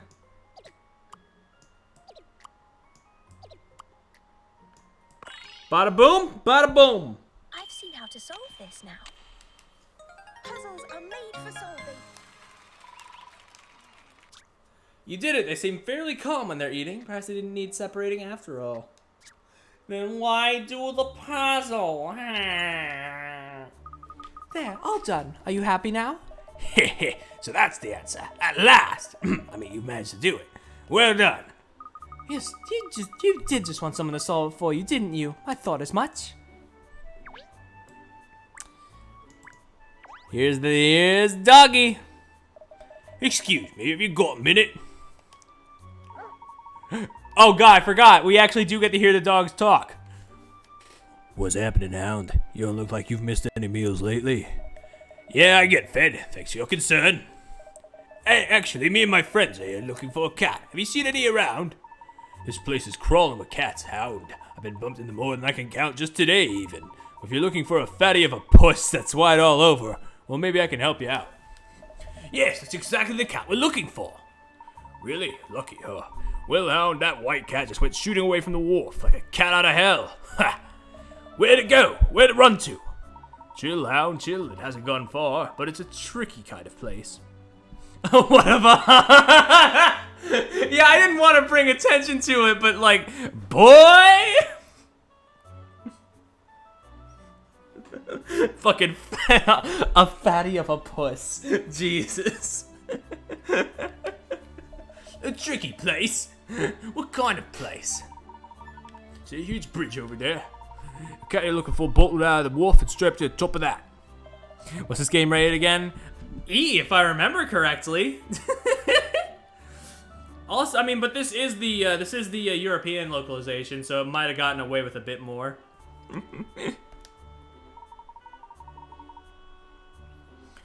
Well, now, Hound, that would be because of me. That's what all the yapping was about before. Yeah, it's rated E. Wait, actually, it's rated E10 over here. So they could have gotten away with fatty of a puss in the North American localization as well. For called barking, not yapping. You see, when I bolted off the wharf and woke me up, I was having a sweet dream, Hound, a sweet dream.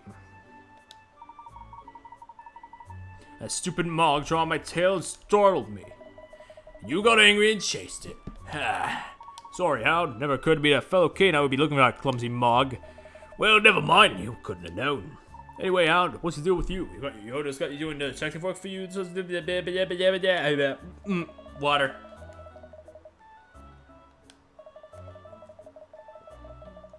Please tell me we're almost done with the mystery. I'm about out of water. I mean, at least I'm not bored, but no one ever even sounds a good boy to me, despite all the hard work I put in.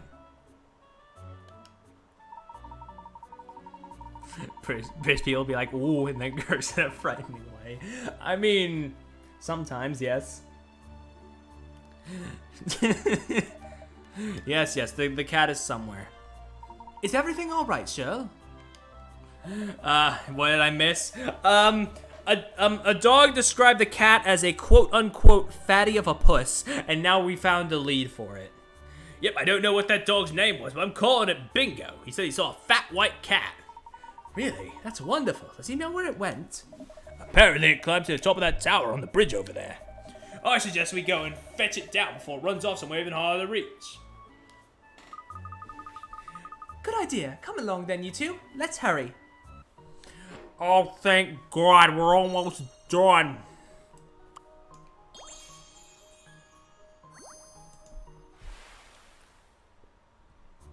The white cat that jumped out from the boat was spooked by a yapping dog. He climbed to the top of one of Tower Bridge's towers to take refuge. Boing!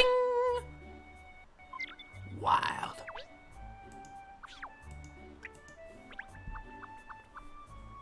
Oh, it's just a Tumblr post, I remember. Here we are, back at the bridge again. Cat! Up there, cat! How did it get itself all the way up there? Good gracious, we must help it down at once. What if it fell? All right, everyone, let's just move really, really slowly so we don't scare it. Yo! There it is! The puss!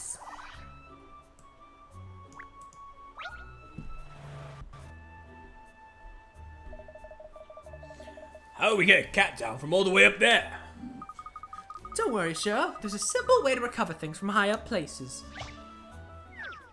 Unfollowed. No!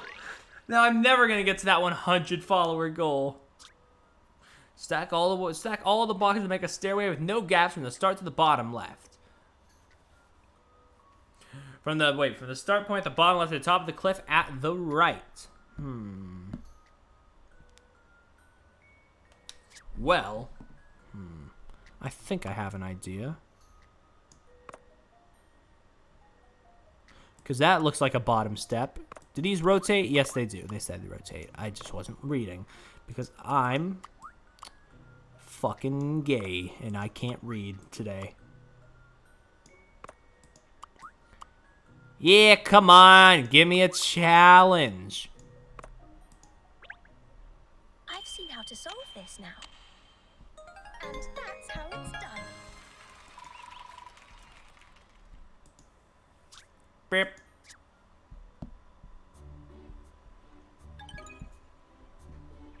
All right, there we go. Bip, bip, bip. Meow. Ooh, safely back on the ground. That was a paw in the mouth moment. Now we just have to ascertain if this cat really is Rex or not. Of course it is. It's the spitting image of that photograph at Duplay's place. Perhaps, but there's something not quite right. What's this, your gut talking again? Look, it's even got some pieces of snakeskin or whatever it was stuck to its fur. You're right, Shirl, just like the skin we found in the shed in the garden. Well, that eliminates all doubt. Surely this must be Madame Duplay's Rexy Wexy. Come on then, let's get him back to his owner as quickly as possible. Oh yes, I can't wait to see Madame's reaction. She'll be over the moon. Yes. Oh, hi. You're back. Gosh, hello there, Miss Tate, if I'm not mistaken. The mayor's secretary from Guildhall? Fancy bumping into you again. Thank you for, for rescuing my cat. I beg your pardon. Did you say this is your cat? It isn't, Rex? Yes, no, I mean, this is a cat. Wait, oh, I'm sorry. I mean, this is Cat. Is its name Cat, or? Well, I can see it's a cat, yes. No, I mean, it's my cat. I just call her, Girl. Girl!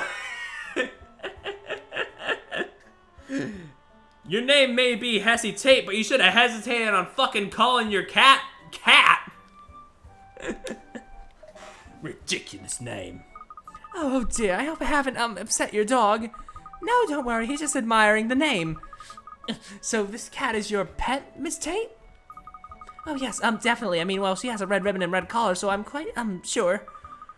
I found her at the wharf, you know. I suppose that's why she always sneaks on the boat. She probably thinks she'll find fish on them, I suppose. Well, maybe. I'm not sure, of course, but, well, that would explain why she was, what she was doing on the banana boat. So we've got the wrong cat. Well, we still rescued it from danger, didn't we? Yes, thank you again. I'll have some, stern words with her about sneaking onto any more boats. Yes, I think that would be wise. It doesn't even say cat in the name tag. It just says white cat, lowercase cat. The iCarly Victoria spinoff specifically. Yes, of course. Gosh, we've been chasing the wrong cat all this time. I don't believe it. I was sure we had the right animal. The right animal? Where'd we slip up, I wonder? Well, all we can do now is keep wandering around the city and look for more cats. Great. Great! More cats. The worst part is I thought I'd actually cracked the case. This is a real blow for Agent Sherrill. I hate to admit it, Cat, but I think you were right. Gut instincts is what sorts the dogs from the pups when it comes to detective work. I'm all out of ideas. I think we're gonna need you to act on one of your hunches if we're gonna solve this one. Well, aha! Perhaps.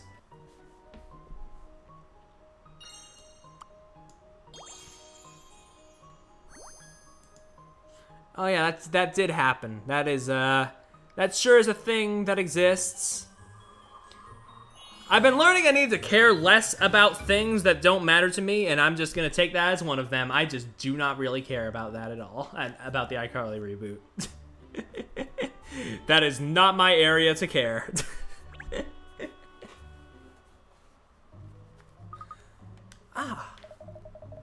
Is that your head working or your gut? I think I've almost worked out where we went wrong. What do you mean, miss? For a while now, I've had the feeling there's something fundamentally wrong with our investigation. I never watched Victorious, or at least the only thing I remember was that big baby nightmare goose shit. What? What the fuck? You lost me. You had a feeling, so it is your gut then. As I said, Cheryl, I prefer to call it miraculous instinct. And miraculously, I'm about to pinpoint where we made a mistake. Are you sure, miss? We better put our heads together, Pinstripe, while our gut's busy rumbling. Give me a cutscene, please. No? If only we would Oh, okay, thank God. I could probably have tracked him down. A dog? Ah, that's an interesting point, Shirl. Madame Duplay never actually said that Rex was a cat, did she? Nope, we went on a line of reasoning based on assumptions, baby. We just assumed that because of all the cat decorations and toys at her residence. You're right. How could we have been so stupid? And with a name like that, of course Rex isn't a cat. Rex is a dog. Iguana! Eh? A iguana? I thought it was strange for someone who loves cats so much not to have any cat food in the house. But the nibbled plants, the teeth marks on the fruit. Yes, it's all unmistakably iguanary. Iguana. I love you, Cat. But she loves cats, doesn't she? She had all those cat decorations and things as a way of controlling Rex. To stop him finding his way into parts of the house she didn't want him in. In other words, she was using the fact that iguanas dislike cats to contain him without having to resort to a cage. Oh, I'm starting to think I might like iguanas. Although, now I'm even more stumped. An iguana could be hiding anywhere. On the contrary, if Rex is an iguana... Iguana. I thought it was pronounced iguana. Is my life a lie? We know he loves bananas. There were banana skins all over Madame Duplay's home. So, Rex is on that boat. I'm 60% certain. This literally could be explained if Duplay said shit. Yeah, Ladoggle, I hate to break it to you, but, like, 95% of the cases in this game are founded on misunderstandings or not giving enough information. 60%? Does that qualify as certain? Just great writing all around. Really? Oh, great. I mean, the writing of the characters is fine. It's just the writing of the cases are pretty fucking weak compared to what we've seen before.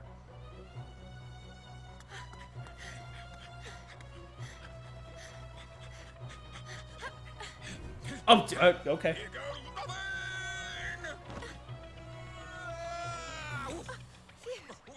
We made it. Hi. Hi there. Psychotic girl jumps into a fucking moving boat. Precious Rexy Wexy! Where have you... I don't understand. I thought the white cat in the picture was Rex.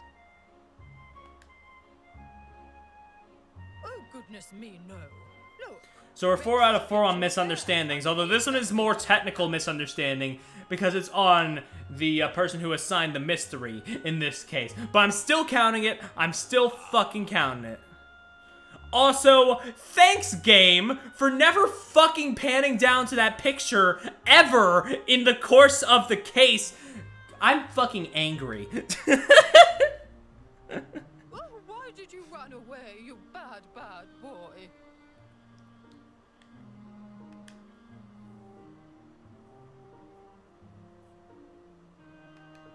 I think he had good reason, don't you?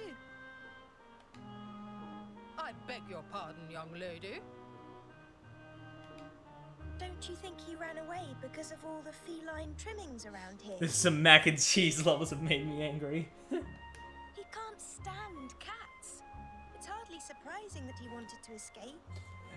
I mean, maybe that's like the joke they're going for or something, but it's not really an effective joke if it literally would have resolved things like an hour sooner. Locking my precious Wexy Wexy in a cage. He's family, you know. You don't cage family. That would be cruel. Don't you think it's even more cruel to deliberately surround someone with things they detest? Yeah, Duplay, you're kind of, When you put it like that, I suppose. If you really love your pet as much as you say you do, you should swap all these cat knickknacks for iguana goods. The picture over there. Oh, the cat? No, but I won't clarify. Yeah, Jesus. Woman.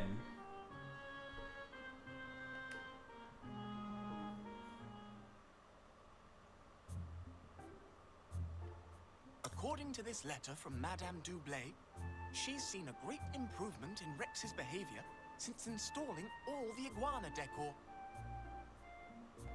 He's stopped soiling the furniture, and she no longer needs to confine him to particular parts of the house. What an amazing turnaround. When an owner treats her pet right, great things happen. Isn't that right, cat? The giant fucking picture of the cat, not the tiny baby iguana picture. What's the opinion on Ernest? Don't really love him. Don't really like him. He's a bit of a simp for Catriel, but I will say in the anime he is a much better character. But in the game, yeah, he's just kind of a one-note simp, and we could probably snap him like a twig if we wanted to. No, Cheryl, it's not. Iguanas are just very territorial. Ernest is literally the opposite of the Bechdel test. I stand by it. Yeah, kinda, sorta. With all the cat pictures and ornaments changed to iguana ones, Rex feels the house is his patch now, that his territory is established. So that's the reason. Oh, Miss Layton, brilliant as always. Oh, please. I thought we couldn't say the S word on trips anymore. They haven't gotten on my case about it yet. It's meh.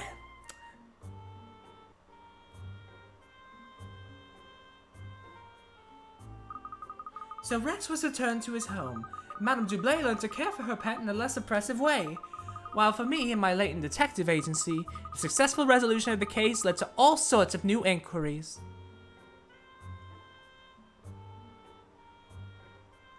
I say, look at this, miss. Since Madame Duplay told all her rich friends about how wonderful you are, we had a number of new inquiries. I'll pop all the details up here on the notice board for you and you can choose which one you're going to tackle next. Well, it doesn't look like I'll be taking a holiday anytime soon, does it? Yeah, believe it or not, Cat, some people actually do have to work for a living. I'll be glad to give you all the help I can, of course. I do like the dynamics between the main characters, honestly. Like, I give Ernest a bit of shit, but like, I think that's part of why I love the anime so much right now. It's because you get to see a lot of these three just working off of each other, and it's great. It's charming. It's just, you know that post? You know those posts where people are like, God, I wish you were in a better game? That's me with Catriel, Ernest, and Cheryl. How do you always manage to stumble on the truth, Cat? I just don't get it. Now, Cheryl, if you think it's the blind leading the blind, perhaps I should be training you up to be a guide dog. I'm not wearing one of those bright yellow coats. Well, would you like to go out to dinner together before we become too busy with all these new cases? There's being a more being his little bitch boy. Hey, I mean, him being a bit of a coward is much more endearing, I will say. I'd much rather him be generally weak than, you know, than, oh, Miss Layton, let me lick your boots.